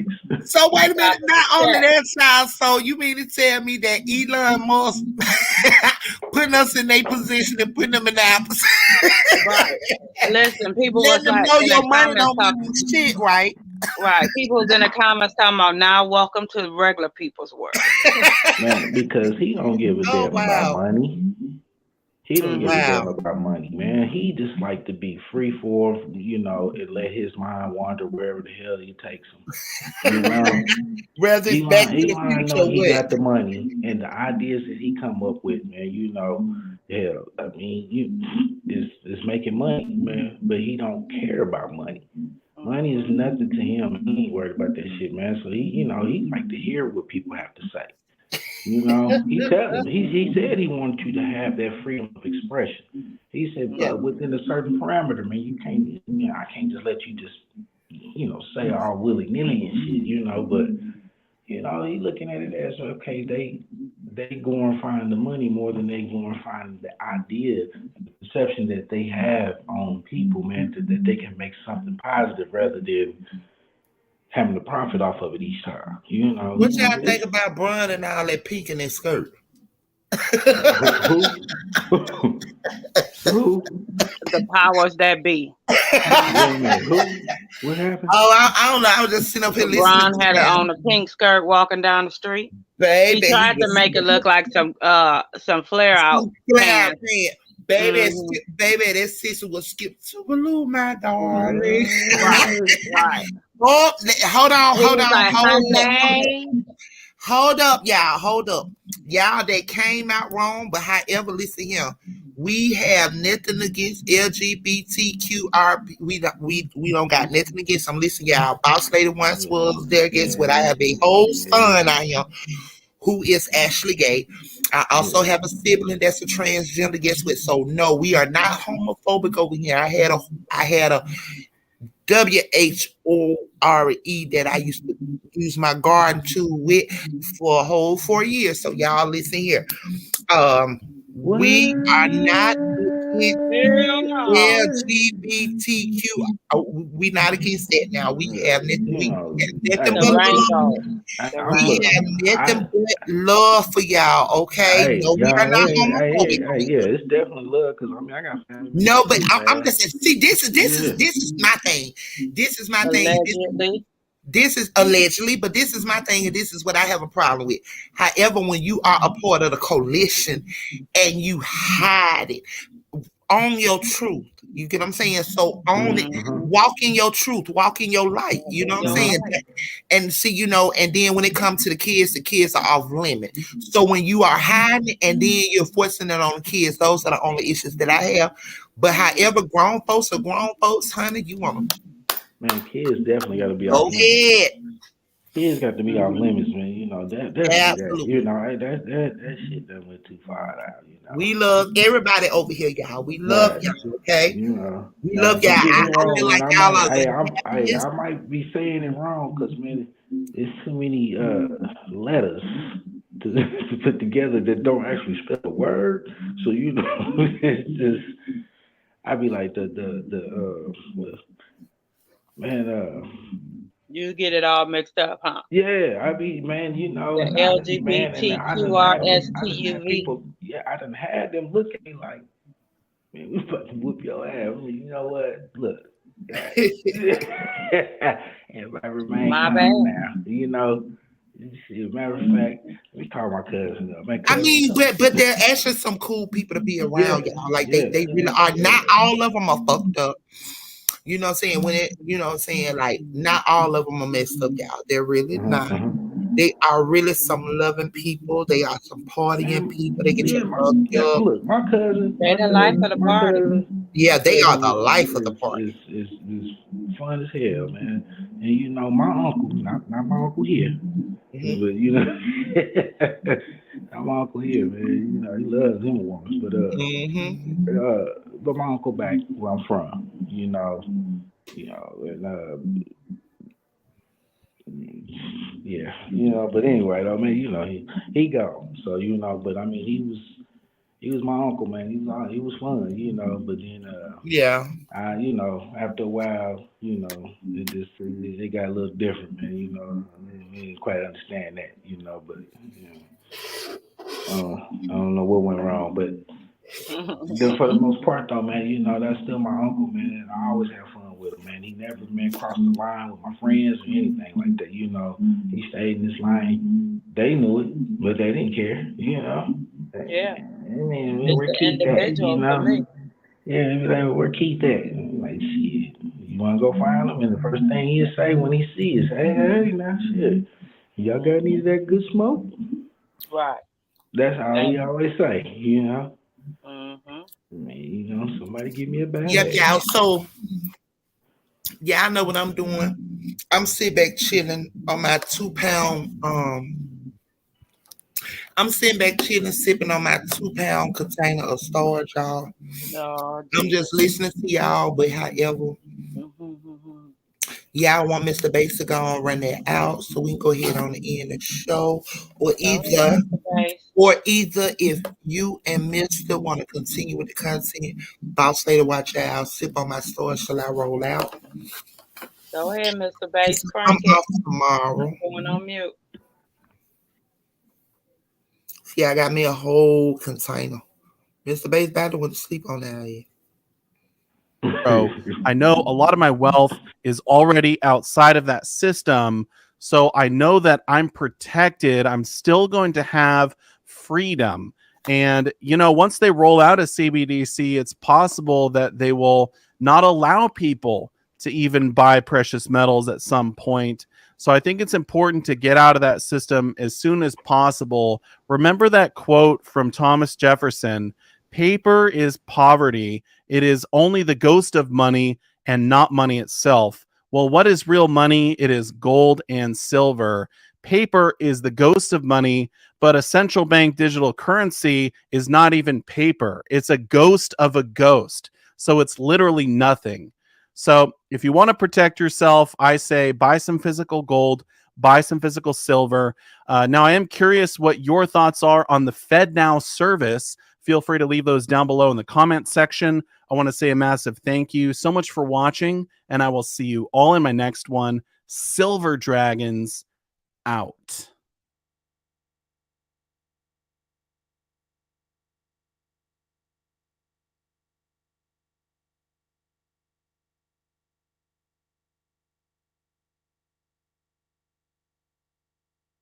What they don't realize is that a nuclear warhead can be detonated at any altitude.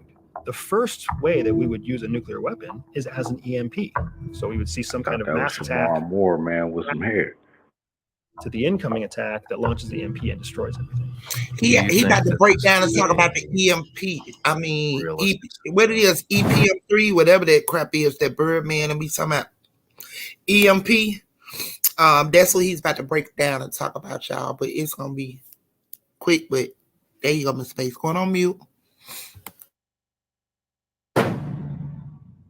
EMP threat. What's the probability of that happening? So EMPs are rough, right? What I don't know if it's common knowledge. It might be. I can't say that I really know what people do and don't know about EMPs. They don't know much. If they think that the Chinese spy balloon was just doing Google Earth's job, then we really got to break it down here. So an EMP can be the end goal of an explosive device, right? You can create an EMP. You can't create it like in a movie where it's like a little electrical battery that just sends out a pulse. It has to be something of a larger, a most explosive character trait. EMPs are also the natural byproduct in a nuclear detonation. Most people, when they think of a nuclear bomb, they think of a nuclear bomb that comes and is delivered by a rocket, hits the earth, and then explodes, creates a mushroom cloud and a fireball, right? What they don't realize is that a nuclear warhead can be detonated at any altitude. It could be detonated 1 foot off the ground, 1,000 feet off the ground, 10 miles off the ground. It can be detonated at any altitude. And that the first wave of energy that comes off of a nuclear explosion is an electromagnetic pulse. So when we studied nuclear weapons in the Air Force, when we went to War College about how to apply and deploy them in combat, the first way that we would use a nuclear weapon is as an EMP. So you would send it, you'd launch it, the whole world would see it coming, right? But then you would actually detonate at altitude. And you would detonate at altitude so that it would send a very large, widespread, conical EMP that would short the fuses and communication devices of everything within its reach, right? So 2 miles off the ground, you might be able to neutralize 15 square miles of landmass, right? 4 miles off the ground, you could neutralize 50 miles of landmass. So are these accurate numbers? They're rough Okay. numbers. There's an exponential benefit to how far you can neutralize based on the altitude above ground, right? What's the widest area that a EMP, a capability that you know of? How much land mass are we talking? It would all depend on the yield of the warhead. So I don't remember how big our largest warheads are. That number might be classified still for all I know. But if you were to detonate a large warhead at a high altitude, you would have a huge EMP. You also have to keep in mind that the intensity of the EMP is also correlated to how far the devices are from the explosion. So something with shielding might survive the EMP. Something with no shielding might not survive an EMP blast that's done in the atmosphere. You know what I mean? So that's what we have to think about. When you talk about EMPs, the main thing we have to consider is that there has to be some kind of blast to neutralize everything, unless you're talking about a focused energy weapon, which could also do the same thing, short something out, right?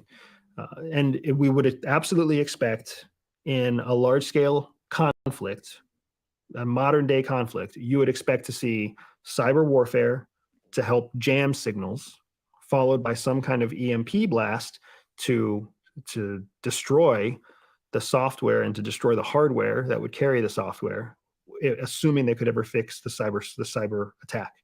And then you'd basically have neutralized command, communications, and relay capabilities. And then you would move in with your attacking force. I mean, it's all energy. All directed energy. No vehicles. No anything. Not needed. Yeah. A vehicle could potentially deliver a weapon. So this is another thing to keep in mind too. You could use a low yield nuclear weapon. No mushroom cloud, no way to even identify that it was a nuclear weapon. You could potentially drive it in a truck and no kidding, just like pop it up from the back bed of the truck. It goes up 500 feet, half a mile, explodes, neutralizes the entire area. I guess what I meant is if we got hit with an EMP, there would be no vehicles, no electric, no communications, no radio, no nothing. Not if it's modern. You're exactly right. Because an EMP would short the circuitry. So anything that's got a smart chip, modern day cars, cell phones, all that stuff would be neutralized. Your old school Chevelle should still be good to go, but your Tesla would not go anywhere. It'd be a brick, right? Yeah, if we were to be hit by an EMP, that's essentially how it would work. And again, the more likely way that we would see anything like this happen is we would first see a cyber attack that would neutralize our ability to identify the incoming weapon that would discharge the EMP. So we would see some kind of mass attack that distracts us and blinds us to the incoming attack that launches the EMP and destroys everything. Do you think that this is a realistic scenario? Not for us, not for the United States. Why so? Because for someone to, first of all, the United States is so large, it would be very difficult to successfully coordinate an attack against the United States that does both of those things, right? And we've got lots of shielding on our most sensitive equipment. So if someone were to try, think of the cities you'd have to cover at one time: Miami, New York, Chicago, Los Angeles, San Francisco, Houston, Dallas, Nashville. Like, you'd have to cover tons of cities with a coordinated cyber attack and coordinated EMPs to neutralize the United States. in the hopes that the shielding that's on military bases would be penetrated by the EMP. It's really unlikely, right? Because if you made one mistake, we'd have command and control centralized, and we'd be able to respond with the forces that we have through backup lines. Your telephone lines wouldn't go down, right? Because they're not reliant on conducting chips. They're reliant on fiber optic cables and sometimes just old school Ethernet cables, right? Like there'd be a lot of infrastructure still in place in the United States. But that's exactly the kind of attack that I would expect to see in an assault on Taiwan. That's exactly the kind of attack that I would expect to see the next time Russia tries to take one of their former satellite states. I mean, maybe it wouldn't affect the military bases, but it definitely would affect the civilian population. For sure. And with no electricity, there's no food, there's no water, there's no heat. Right. There's no grid. Cooling, and so I think that alone, I mean, what are they, it's estimated, you have 3 days if something like that were to happen before everything comes unglued and it becomes every man for himself. So really they wouldn't have to take the military out, because the civilian population would just basically eat itself alive. There's the X factor that we're not considering is what happens when there's an attack. Ukraine is a fantastic real world example of this right now. President Zelensky's approval rating on February 21st, 2022 was 30%. 30%. President Zelensky's approval rating on February 22nd, 2023 was 90%. Now, why am I saying that? Did the guy suddenly become an amazing president in 1 year? He's the same guy, right? That 90% approval rating came from a mix of gung-ho, hyper-nationalistic Ukrainians who are still in the country, because remember, they've had tens of millions of refugees leave the country. Plus, only a fraction of those gung-ho people can even get to a computer to take a survey. So it's a small sample size of a limited population that all answer 90% approval rating, right? But the thing that demonstrates is that when there's a common aggressor, everything changes. You and I are sitting here talking about the potential negative impact of woke culture. As soon as somebody pulls a gun on any of us, on you, me, or some person who self-identifies as they or them, we've got a common enemy. All of a sudden, we don't care about their pronouns. We care about the enemy. So if somebody were to attack the United States, we wouldn't eat ourselves from within. We'd sit there, we'd probably lock arms, pick up weapons, and fight the enemy. That's what we did after 9/11. I know you remember what 9/11 was like. I definitely remember that. That was a different time. It was a different time. We weren't near as divided as we are today. We weren't, but some of the most contentious activity we saw was coming from the Gore and Bush elections just prior to that. Yeah. I don't know. I want to believe you. I really do. But I just don't see. I don't see Americans locking arms. I just don't see it today. We need a common enemy. Yeah. What scares me, to be very honest with you, what scares me is the fact that the administration also knows we need a common enemy. Yeah. So I don't feel like the Trump administration did it. I don't feel like the Biden administration. I don't think unity is on anybody's agenda, and while I do agree that we need a common enemy to unite, I mean, the actions of both administrations are, in my opinion, extremely divisive. Hey everybody, I'm Sean Ryan. Click here to subscribe to the Sean Ryan Show YouTube channel for the hottest and most compelling interviews that you will not see anywhere else. I've also made a playlist of all the previous SRS episodes, so they're easy to find. You can find that right here. Hey, shout out to that dude that was doing the interview. at that guy right there, because, man, at the end of it, you know, he said a whole mouthful. No, ain't nobody believing in unity. Yeah, that part. And we know, even though we say that, we know the probability of it actually happening. Slim to none. Right. Yeah. Okay, back to the days they had common enemies, you know, so yeah, but I mean, it was still the same thing going on. You know, it was just, man, it was just different at that time, you know. Now there's, you know, progress up into the day and age of technology, you know. This is still the same. Same situation, different day. Yeah. Right. Hey, y'all know, excuse me, y'all know, what that rapper man name is? Boosie. Y'all know Boosie had got his club up and running in Las Vegas, right? Really? Yeah, Boosie bought a whole club in Las Vegas right now. I want to know what the club name is. What is it? New World. Oh. Oh. Oh, there it is. Everybody missing it. They just missed that part, didn't it? New World Event Center. See the allegiance there? Do we got the casino? And y'all want to know what color his floors is? Black and white checker. Black and red like a, yes. Black and red like a matrix, like you trapped in a matrix, like it look, you know, like dead looking, like, I don't know, y'all gotta see it. Wow. Okay. But the name of the spot is New World. Wow. Event. I mean, he done earned his spot, huh? Wow. I mean, but we know what he was about anyway. You know, it is what it is. Like, you know, honestly, he looked like he's walking deaf to me. Yeah. But you know when you got allegedly, you know when you got them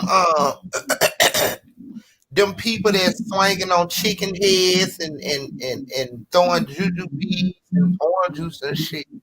You know, he got that shit in his family. He's from the capital of it. Yeah. Lord Jesus. Yeah.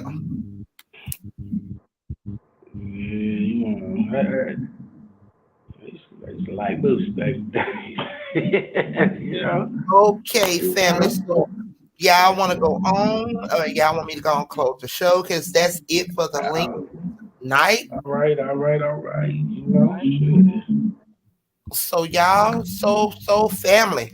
Okay, so we thank you all so much, everybody who has been here with us 43 hours and 30 minutes just about. Sorry, Mr. Bass. So we thank you all so much. Thanks for tuning in. Peace, love, and blessings to each and every last one of you on tonight. Don't forget to say your prayers. And on tomorrow, you all, when you all arise, please be a blessing to someone, whatever that may be, to bring love and light into someone's life on tomorrow. So once again, y'all hit that like button, comment, share, subscribe to the channel, so that when we go live, you'll be notified when you hit that icon bell. So once again, thank you all so much for tuning in, y'all. We will see y'all again on Monday. We're not going live on tomorrow because I will be out with my kids celebrating my son's 25th the whole weekend. So yeah, I took off work, and that's what we're gonna be doing tomorrow. So once again, thank you all so much for tuning in, for being a part of us over here on tonight. Peace, love, and blessings. Shout out to all my family on the panel, Mr. Bass, Mr. Trey Lynn. Thank you all so much for being up here with me, y'all. And today it was fun-free. What you call it, Lillian? What did I say? Freestyle. Yeah, today was freestyle, y'all. So also peace, love, and blessings to all the family that came in. We got our girl Parch. We got our boy Smitty. Smitty was busy on the forklift on tonight. So he'll probably catch it on the replay. So once shout out to my girl. Yeah, shout out to my girl Vita. Shout out to Louisa Parch. Yeah, Miss Energy. Shout out to Miss Energy. I love that. So once again, peace, love, and blessings to everyone. We love you all. Thank you all so much for tuning in. We will see you all on Monday. Y'all have a blessed weekend. And don't forget, please, on tomorrow, please be a blessing to someone. Y'all have a blessed night. Good night. Good night, y'all. Good night, y'all. See you later, Louisa. Peace, love, and blessings. We love you all. Good night, y'all.